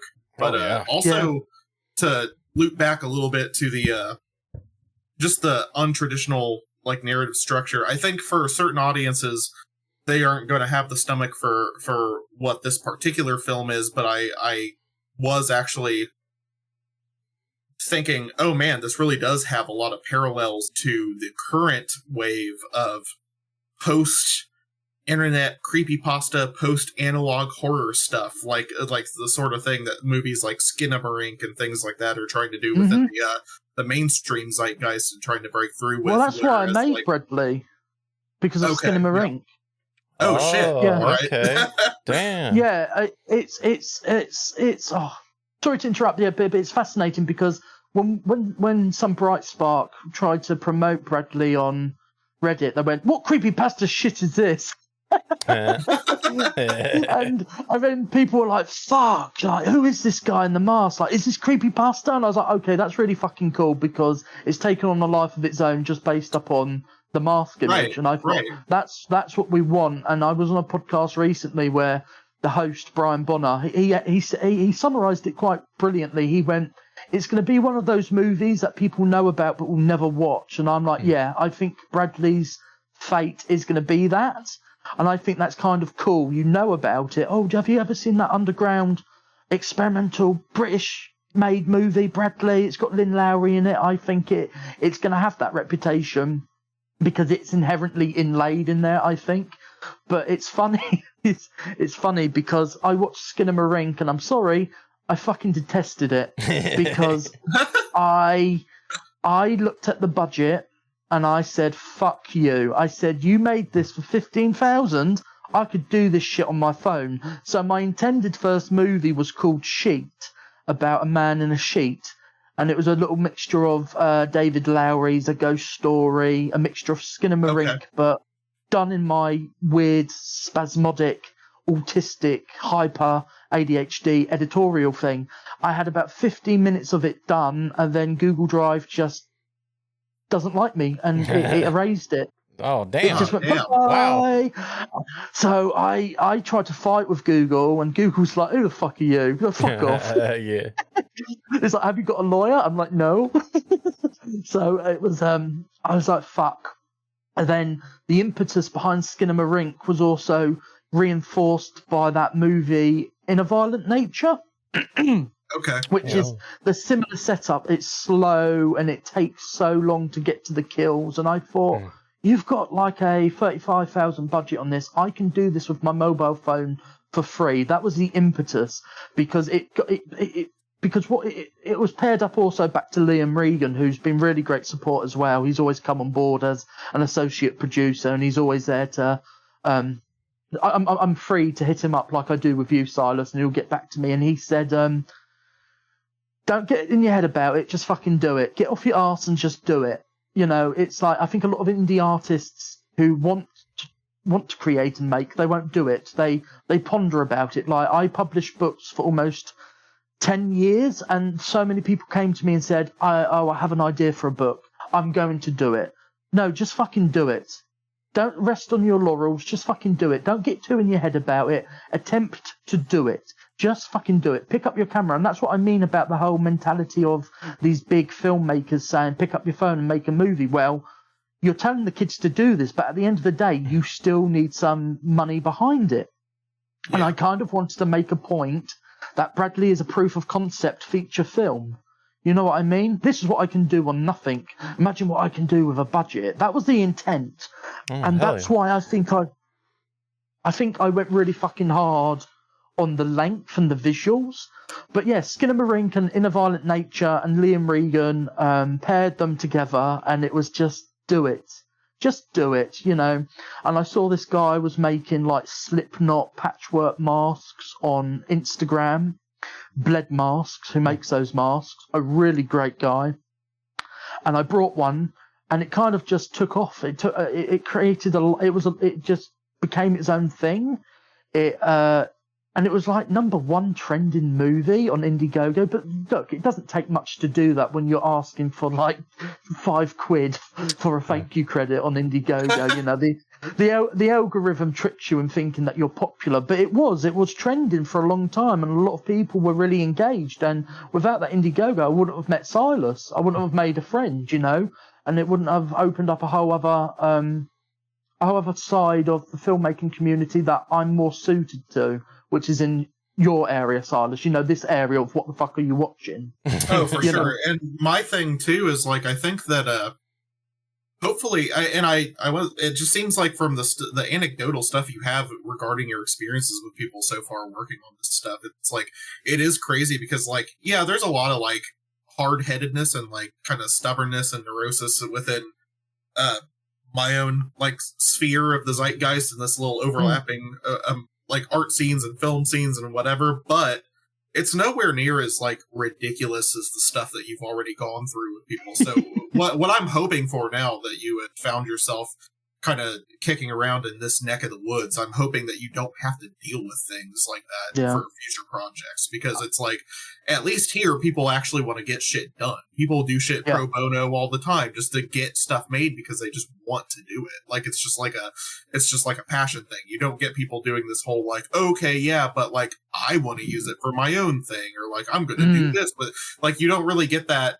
here because they want to see the thing they signed up for get made and be a part of that. And that's like their sense of like their semblance of like connection within a community, right? Like, and that's like what they're actually after. It's not about like advancing themselves, just they, them, and themselves alone. Like, it's not really what I've encountered here, regardless of how crazy people are. That's not what I've encountered. It's like, this is where they come to mesh and figure out how to like work with each other and make projects come off the ground and just make art for art's sake. So like, I'm really hoping that you can avoid some of the fucking rigmarole and shiesty nonsense it has been. you have to deal with up to this point. Hopefully you don't encounter that again, but if you do, let me know, because I want to know who's doing it. Yeah, You know, like, come on, man. Yeah, man. Yeah, like, well, Chris, this is the thing. I don't know if you know a story of me and Silus. So it was like a meeting of minds, and I'm really big on voice noting, and I know a lot of people cringe from it and go, "Oh, holy fucking shit!" So I sent like probably one of the longest voice notes to Silus ever, and not only did the sweetheart reply in response, he did a fucking video where he was doing breakdowns of the type of stylistic things he was thinking about the posters, and I was just like, fuck yeah, this is my person. He gets it. He's invested. And he pulled up the menu of the it was the 7 Blu-ray, wasn't it?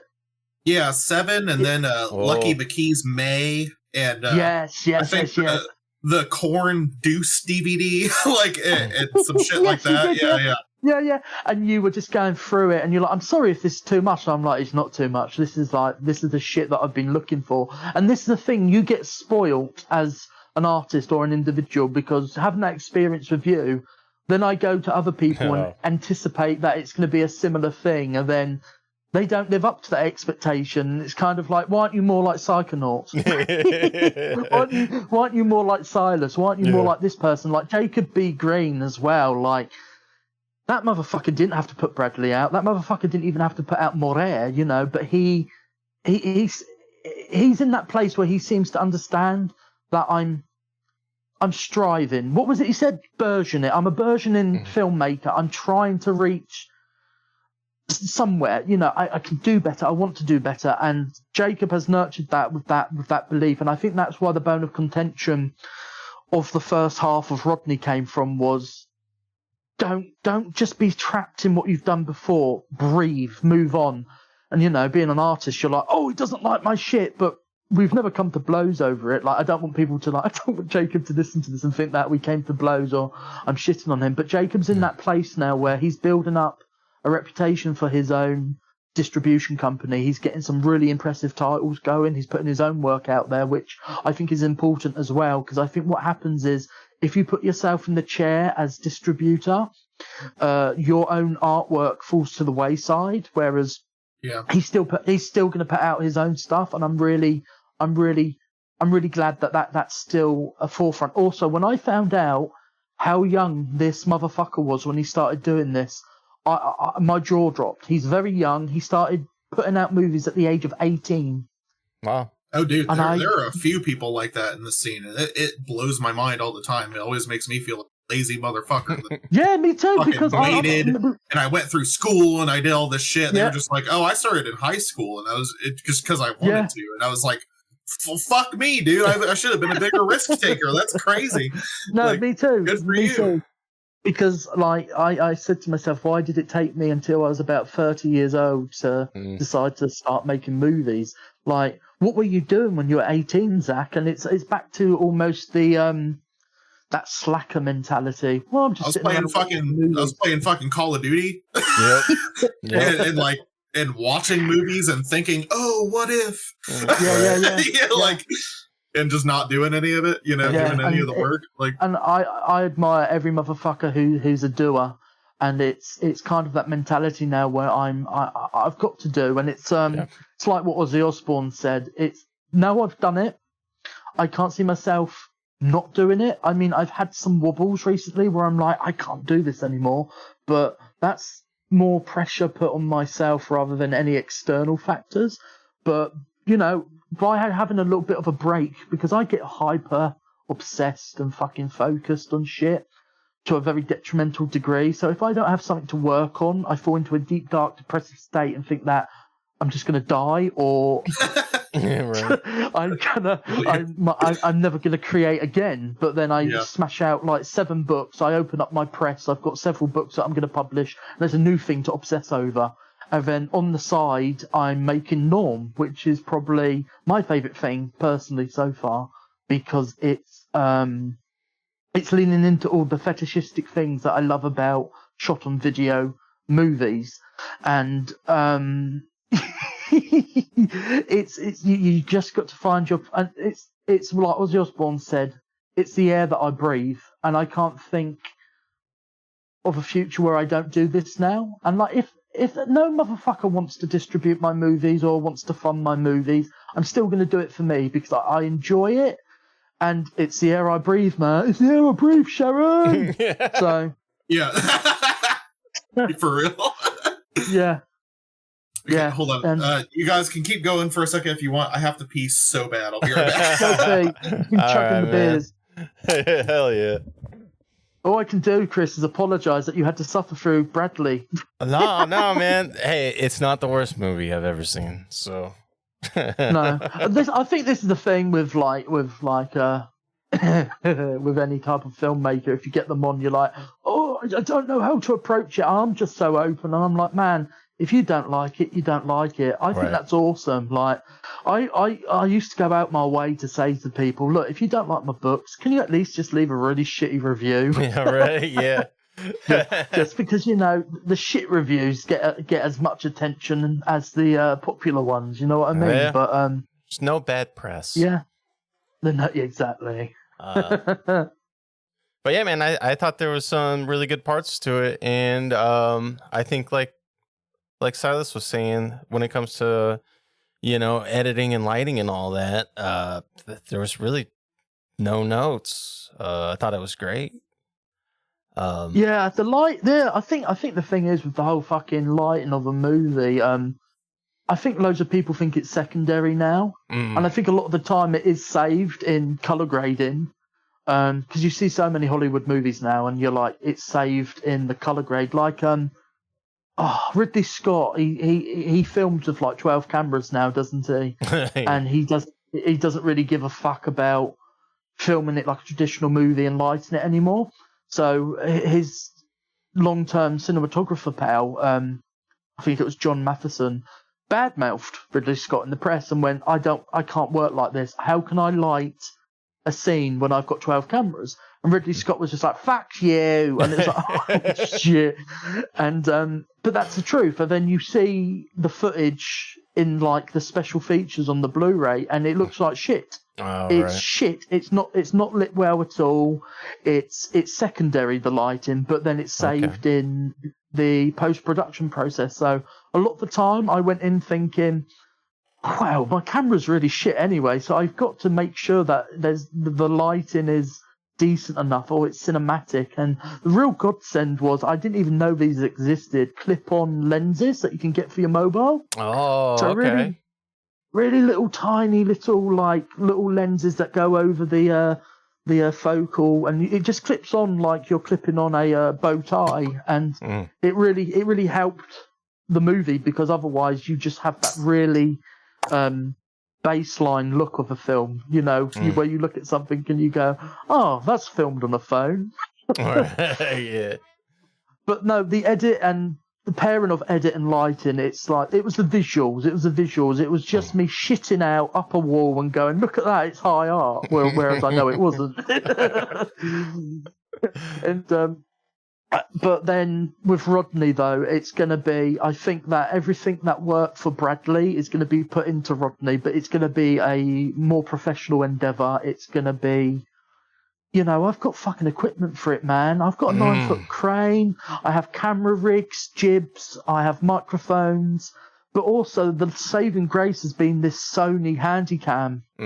it is so fucking textural, you know, like you can film the most mundane sequence, or you can just do an exterior shot of the wind blowing through the trees, and it's just got this dirty, gritty, seedy texture to it. And Hell yeah. You know what's crazy about that, Zach?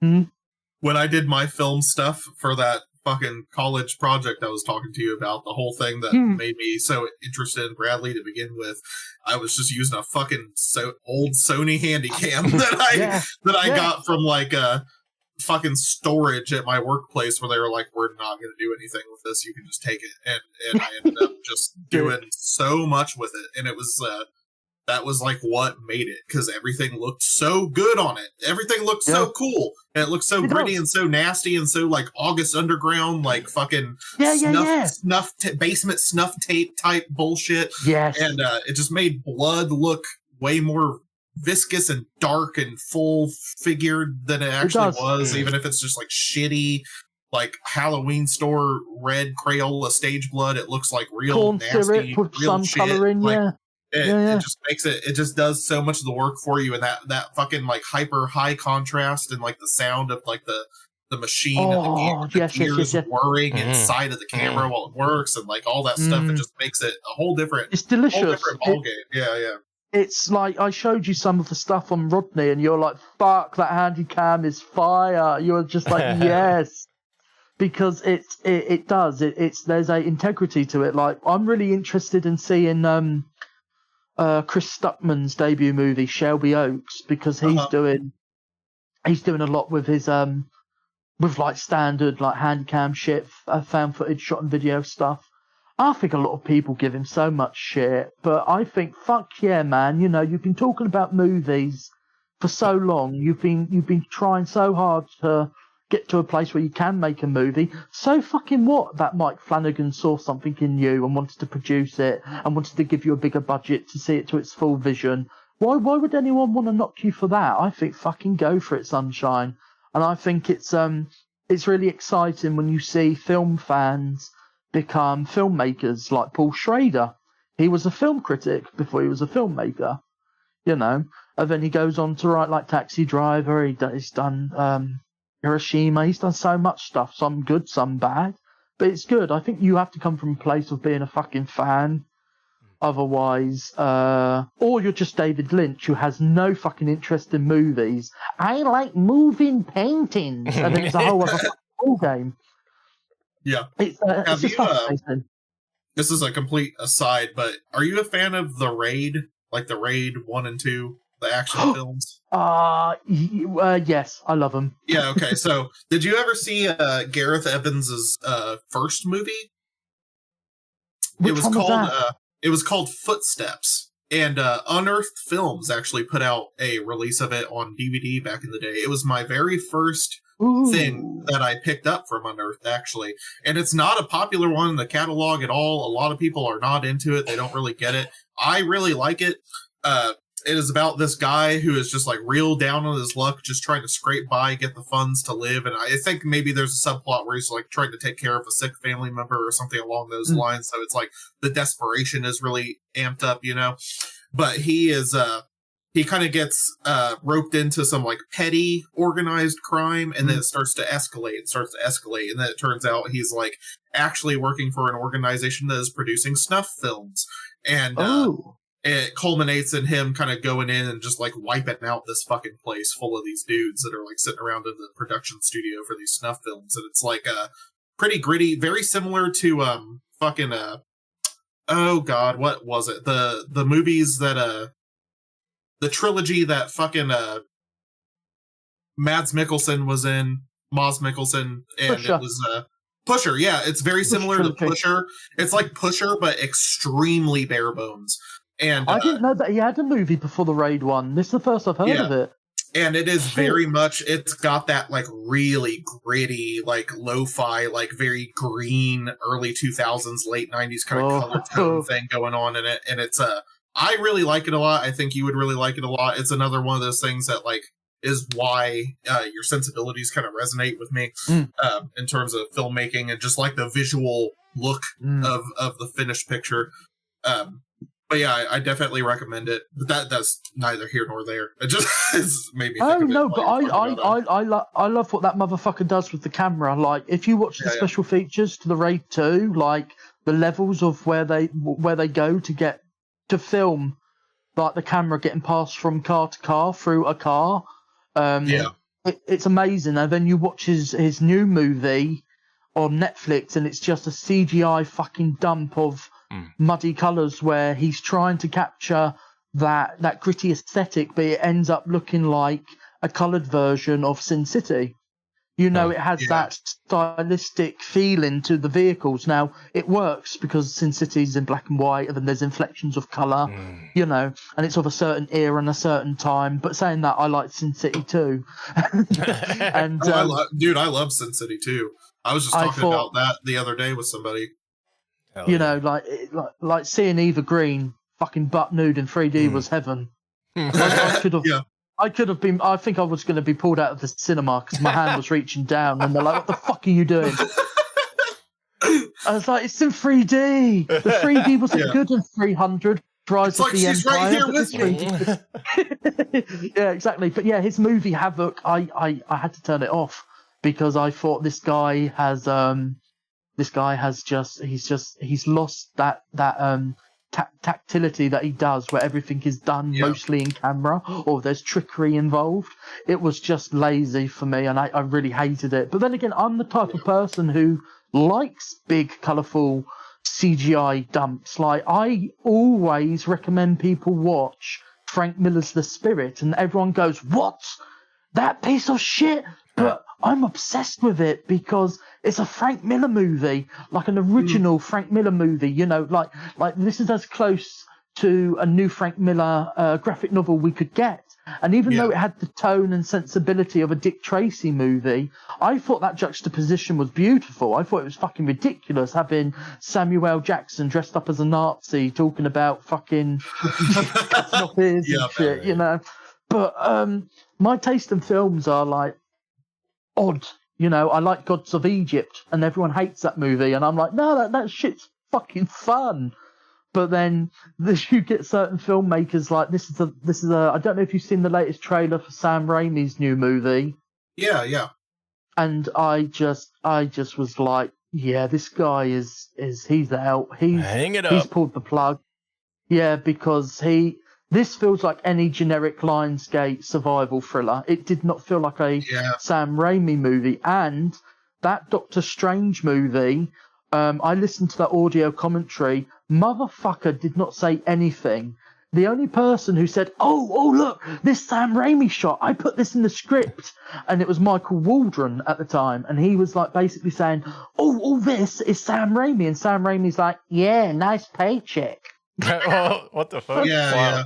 No, I think that it is sad to see kind of where he's been stuck to now. I've liked some of the newer stuff that he's been involved in, but like he is also one of those people that is so like studio stuck at this point that it's like he can't make anything without a big budget now. That's the problem, I think. Yeah, well, and I tell people too, like, one of the things that you hate to see is when like an indie project that gets picked up by a big studio and you're like, oh shit, they're giving that guy a shot. Sounds awesome. And then you see the longer it goes on, it gets stuck in development hell and the date keeps getting pushed back, and you see a laundry list of studios and producer names get added to it. And one of them is always Sam Raimi. And I hate that this is where he's at now, but it feels like if I see a movie and it's produced by 12 people and one of them is Sam Raimi, then it means that movie has been put out the pasture. Like it is, it's done, It's dead in the water. And that happened to one of my favorite indie directors, Nicholas Pesh. He made that fucking reboot of The Grudge that had Lin Shaye in it. And that had the potential to be so much. And I swear, watching it in the theater, because I was so versed in his stuff at that time, it felt like I was like, I can see the half of this movie that was his. What he was, and I can see how it got just completely shafted and shot to shit by every other hand that got put in the pot to make this thing into whatever the hell they thought they wanted it to be. And then lo and behold, it's exactly what happens every time they do that to one of these guys, and they give them no trust and no creative control. It was a fucking flop. It was a flop. Bombed, It was a like, flop commercially, box office wise. Like, it's heartbreaking because when Sam Raimi returned to horror with Drag Me to Hell, it felt like a welcome return, and everyone expected that trajectory. But the problem with Sam Raimi is he's in that place like a Christopher Nolan. I can't make movies anymore over a certain budget. I can't, like Christopher Nolan has said flat out, I cannot make a Memento, I cannot make a Following, I can't make a Doodlebug. It's not in me as a filmmaker. I am so institutionalized to this methodology of making movies now. The fact is that Raimi returned for the pilot of Ash vs. the Evil Dead, which that trilogy of a series is the perfect encapsulation of what Fede Alvarez introduced with his pseudo sequel and what came before. I love that series, and I was like, yes, Raimi at the head. Turns out Raimi had fuck all to do with the rest of the seasons. Fuck all. Yeah. And it's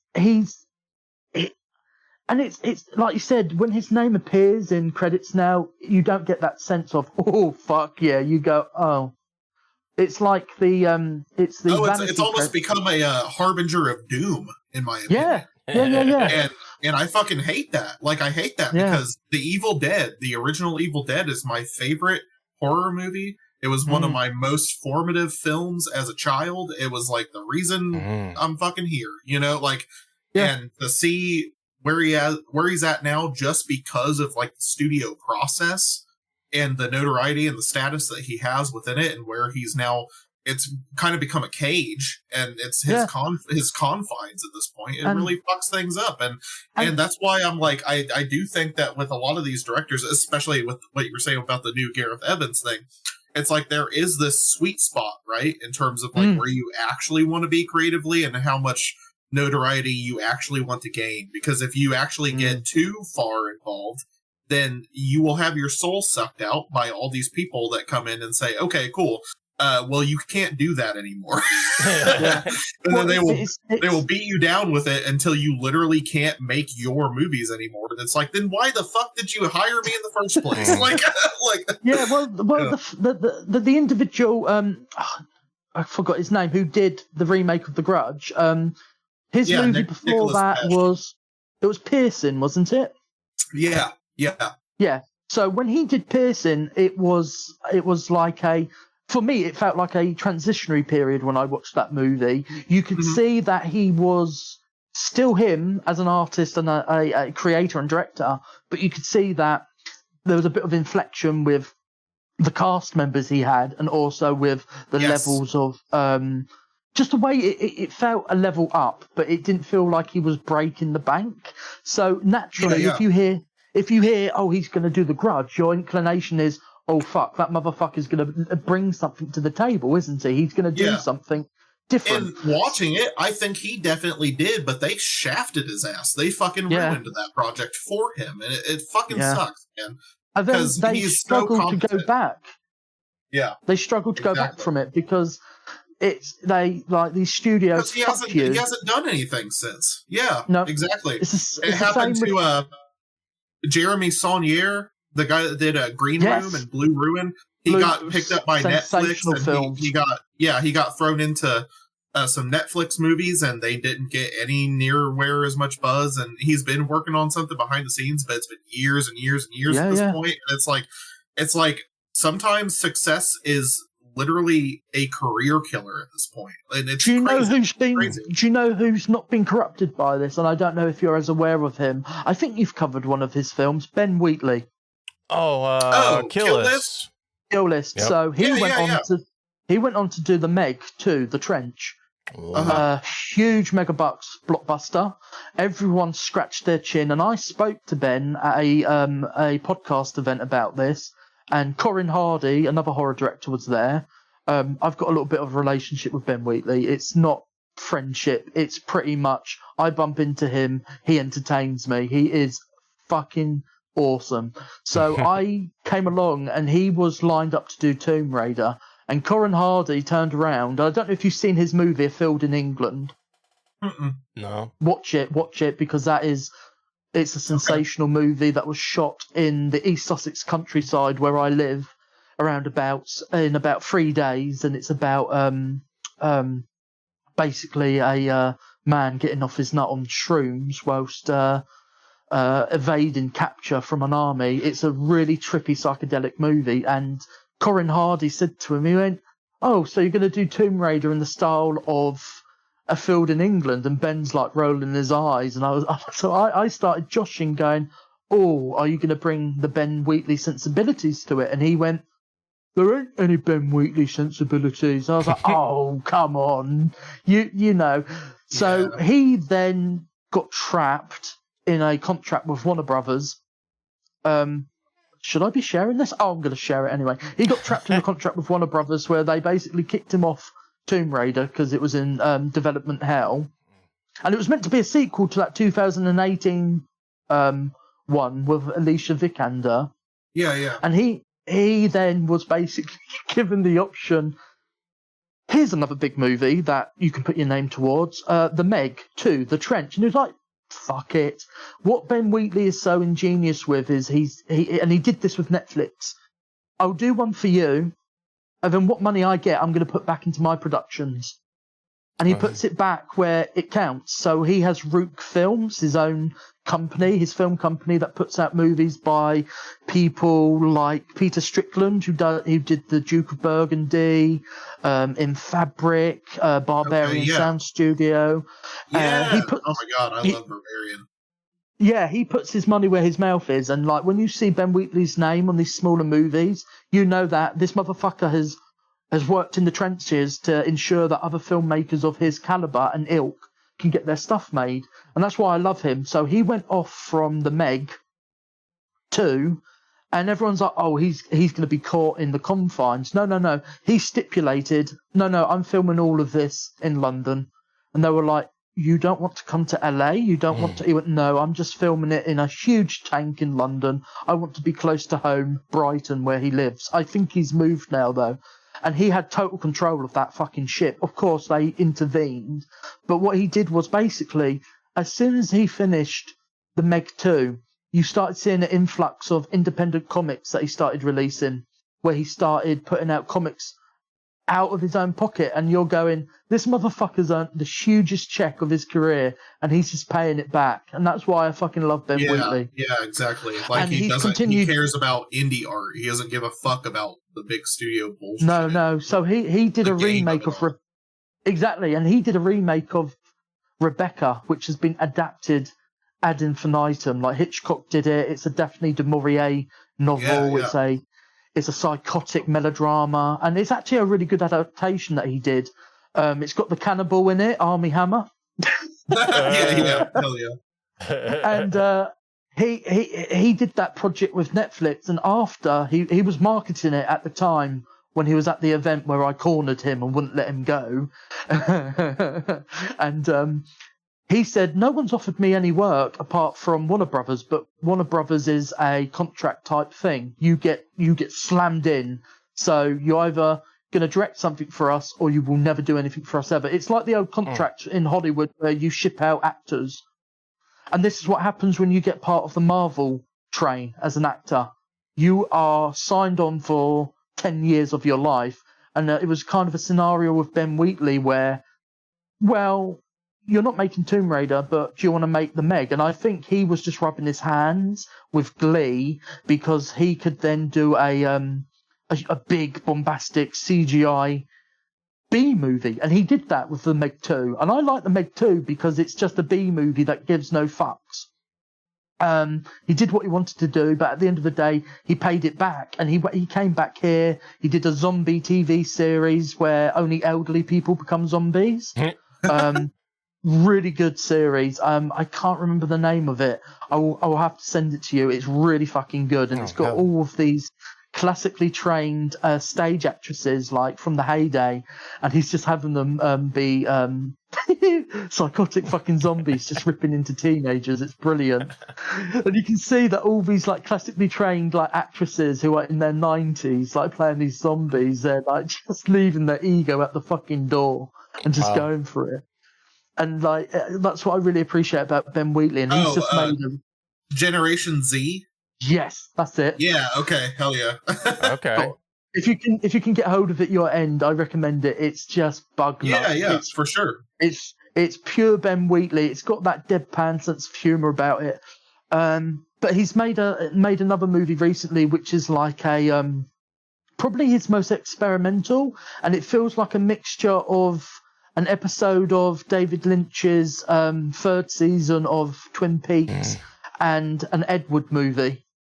Hell yeah! Wow. Like it's got like we it's love got some Twin Peaks around here. Love it. Yeah, no, I've got to, and it's it's crazy because it's like this trailer came out and it triggered people because he put up a warning about computer graphics, and everyone started jumping on board the whole AI gravy train. Like, oh, you're admitting you used AI, and he went, no, I just used it to piss you off. But he's been doing like these action sequences where you can see the string hanging off of an airplane, and it looks like Thunderbirds or Captain Scarlet, you know, those puppet shows in the 60s and that, and it just really leaning into the lo-fi nature of it, and it's just Ben Wheatley hasn't lost it. He's a cheeky bugger, and that's why I really like him. He's a lovely bloke, you know. I literally have been stalking him unofficially for years, and every time I bump into him, he always wants to chat. He doesn't mind, but the first time I met him was at 10 o'clock at night. I was going for a walk. I was chain smoking. I was having a bad day, and I see this chubby man putting his bins out. So I crossed the street. I went, you're Ben Wheatley. And he just froze. And he just turned around with his bin bag in his hand and was like, yeah. And this was like 10 at night. I was like, good morning. And he just looked me up and down like, oh my God, this kid is fucking going to kill me. and then the following time that I met him, I went, I'm the guy that said good morning at like midnight. He went, that was you there. I was like, yeah, that was me. I was like, you remembered me? He was like, yeah, it's pretty hard not to forget someone just running at you from the darkness, screaming your name. But he's so chill, man. He's so chill, and he's one of those peak indie artists, you know. And he feeds it back. And, you know, in an ideal fucking world, I wish I could be like that, you know. If I ever get to a point where, like even Silus, you referred to it, if someone wants to come forward and wants to collaborate, I'm always happy. You know, I'm always happy and willing to collaborate. It's fun for me. I enjoy it, but my tolerance for bullshit has just run out at this point. Right. But it's all fun and games at the end of the day until it fucking isn't. But you know what? It's fun, and I think that's what it's got to be at the end of the day. And I really love that you've got a Planet Terror poster. I've just noticed it. Hell yeah, dude. Fuck yeah, Love that movie. Film. Yeah, love that film. Love it. I think Quentin Tarantino should be fucking ashamed of himself, the way he separated himself from Quentin separated from Robert Rodriguez. Yeah. But then again, Robert Rodriguez has become part of that system where he's trapped now. He's trapped in Netflix land, making his kid movies. Give me fucking man. Give me the good Robert Rodriguez kid movies, dude. Hell yeah, back dude. in the day. Spy Kids 1, Spy Kids 2, that was Spy some Kids of the 3. weirdest shit in the world. It's so cool. And man, there has not been anything like that in family films ever since. That's good shit. And also just his old movies as well. The whole Mariachi trilogy is just unreal. Yeah, with all that in mind, going back to in general, yeah, people really need to check out BRADLEE. They need to check out Mourir in Silence. They need to check out Rodney when that comes to be. I genuinely think, Zach, that you've got huge chops for everything you're doing creatively. I really need for somebody to conscript you to be their like aesthetic editing videography lead on some sort of project. And like you said, he has no tolerance for bullshit, and that's exactly how you need to be.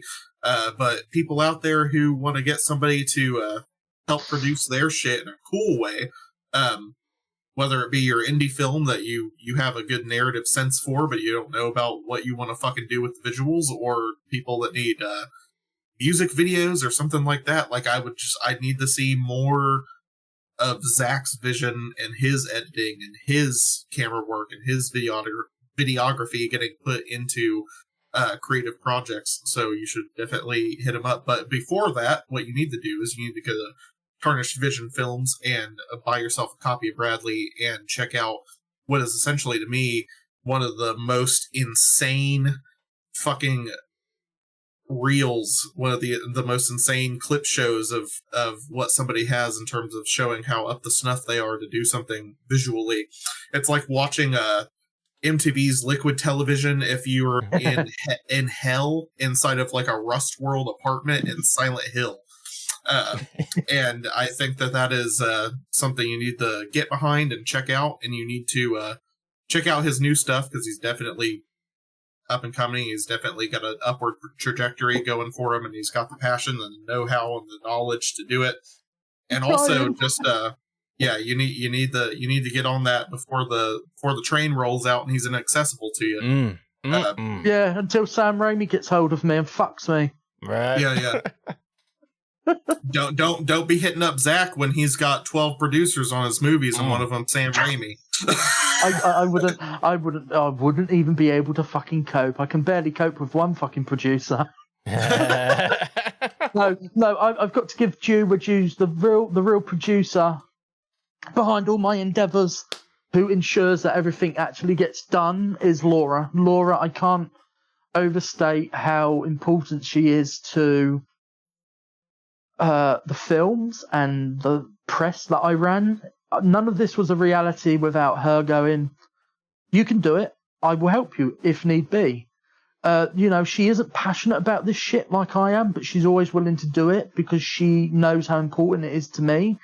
And she's basically my Sharon Osbourne at this stage in my life. She's very much She puts me in good stead. She keeps me grounded, but she's also a no-nonsense person. Sadly, I'm a loudmouth, and I will go on a public platform like a podcast and pull people up on their bullshit. But that's what it is. But she's very calm. She's very, I wouldn't say mild-mannered, because if you get her on the wrong side, she will put you in your place. But she is my bedrock, And I enjoy doing it with her, and I think that's what's important going forward with all collaborations. And anyone who is interested, I know that a lot of people will probably listen to this and go, "Oh, ain't got a lot of good things to say." Well, don't fuck me over, It doesn't take much to be respectful. It doesn't take much to be a decent human being. It doesn't take much to understand that we're all in the same fucking boat. We're striving to leave an impression. Exactly, We're on the same team. Yeah. Fuck that guy. It's all about leaving an impression at the end of the day, and that's our as artists. Our reach for immortality isn't cryogenics. It's for leaving a lasting impression. I love the idea that Bradley is out of print. It's just not spoken about. Then one day someone will come across a Blu-ray and go, "Oh, look, a Blu-ray. I'm interested in watching Blu-rays because I'm not having it graphically projected in the back of my fucking eyeballs. Let's put this on an old Blu-ray. Oh fuck, this is some dirty ass movie." I don't have my sights set on working with Blumhouse, or I don't make that type of shit. But what I want to do is I do want to be a better filmmaker. I do want to grow. I do want to retain that semblance of freedom. And I think that a lot of people should just fucking do it. I might turn into Shia LaBeouf. Just do it! Yeah. Just fucking Do it. Don't let You your cannot dreams be. cheat. Don't let your dreams be.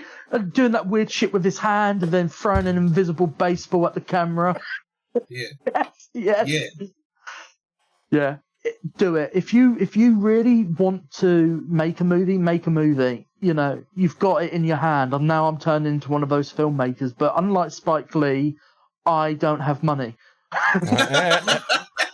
No, for unlike, real, I get it. unlike Spike, you know, like it's the and another filmmaker that I really admire is Steven Soderbergh. You know, he's had one of the weirdest careers ever, and the trajectory's gone up, it's gone down, but he's always made movies because it's a compulsion and it's a need, and no one's stopped him. And I think that's the problem is when you get into the hierarchy, you're dependent upon finance. If you really want to create something, you fucking do it. If you want to write a book, you write a book. Like an individual got hold of me recently and went, "Oh, I see that your press is starting up again. Would you like this book that I offered to you 2 years ago?" And my honest reaction was, if you are too fucking lazy to put that book out yourself in those 2 years, don't come to me, because I'm not going to fucking do it. If you aren't going to put yourself out to go, I'm going to put this book out because I believe in it, why are you expecting another press to do it for you? Oh, yeah, because you want them to fork out loads of money to get copies to you. I know this business inside out, and I don't like the whole advantageous side of it. And it's the same mentality. Stop saying you're going to do it and just fucking do it, because there's no one stopping you but yourself. And that's the honest truth. Hell yeah. Yeah, for sure. Is that a mic drop moment? Hell yeah, dude. Yeah, no, I think with that, words of wisdom from Zach, from Mr. Zak Ferguson, all the way across the pond in the UK. Chris, do you want to cap it here? We're doing pretty good on time. This is one of our longest, but I think one of the most content-rich interviews that we've done. I thought it was a damn good one. Well, thank you. Yeah, man, before we let you go, you got anything else you want to plug? Social medias or whatnot? Yeah, Sweat Drenched Writ on Instagram. I've got a couple of new books available on Amazon. It's Jeff Bezos. Neurotic Vagrancy. It's basically a book that's very similar. This is the thing about my books. My books are very similar to my movies. It's not easy. It's it's like someone shot you in the head, but it hasn't actually fully penetrated or fucked you up, but it's messed you up enough, you know? So Neurotic Vagrancy is available. I've got a book that is Life is One Long Argument, and it's just written as conversations between people. There's no miscellaneous descriptions. There's no he said, she said, he responded. It's just conversations, and the characters become defined through the dialogue. So you've got to have to stick with it. But that's a book that I'm very proud of. I wrote that in about 3 hours, and I just rushed it together, made the cover, put it out, and within about 24 hours it was out there, and it's been one of my most popular releases out of everything. So wow, nice. I'm doing something right with it. And the movies are on tarnishedvision.com. Keep your eyes out for Norm. Norm is a shot-on-video horror comedy, and the whole premise is Norm is a zombie in a world where zombies are illegal. How did he get a free pass? Oh, okay. And how he got a free pass is really politically incorrect, and it will upset a few people, but it's going to be one of the most funniest sequences in the movie. It's going to be a mixture of shot on video, found footage, mock doc, and screen life. So I'm taking all of those elements that kind of bracketed under the same umbrella, but doing it in my Zak Ferguson way. It's one of those movies where the audio pops and crackles on the tape, you know. The audio distorts, and it's just fucking delicious. And I'm really excited to get back to work on Rodney, because that's going to be the most fucked up shit I think people we'll see in the underground recently. I'm not going in the whole fucking Lucifer Valentine direction. No. But it's still fucked up shit. It's still fucked up shit. But it's also going to be quite polished. But it's still going to have that demented textural synergy that's very much evident in Bradley. It's just got a bigger budget. But even with everything that's got a bigger budget, you still never have enough, and I think that's good because it keeps you on your fucking toes. Yeah, it's the way you make art when you're forced to deal with the shortcomings of that makes it memorable and special, and carves out some sort of a real niche or identity for it and a character within the final product. But yeah, separate from the film stuff, for people that want to catch up in the meantime, please check out any of the Sweat Drenched press stuff that you can get your hands on prior to Rodney going back into production and coming out. Also check out In Cassio Poe's writings. He has a ton of fucking books out there, including one that is a kind of a companion piece sort of thing where it's like him stuck together and writing with Kenji Shiratori, who we talked about earlier. Very cool piece. You really need to check out all of the stuff that's adjacent to what Zach is doing with film, because he's actually been around for a while, and he's been doing lots of cool shit. Yeah, and Cassio Poe, I don't think that guy gets enough recognition. He's writing the types of books that go alongside the types of films that we love. You know, he's people really lean on Peter Sotos, but I'm like, fuck Peter Sotos, read N. Cassio Poe. Hell yeah. Yeah, do that. Do that. All right, well, Zach, thanks for hanging out with us tonight. It was thank you very much. Awesome conversation. I loved it. Check out fucking Bradley. Shit, man. I guess that's it for another action-packed episode of What the Fuck Are You Watching? Say bye, bitch. Bye, bitch. Bye, bitch. Yeah. That's damn good. Did you think this podcast was as good as instant noodles? Or is it more like a cobalt blue tarantula? Leave us a rating and review wherever you're listening to this podcast at. Get in touch with us at WTFareyouwatchingpod@gmail.com, where you can leave reviews for the movies we've been watching, recommend other movies for us to watch, or leave any questions or comments for us to answer. Either way, thanks for listening.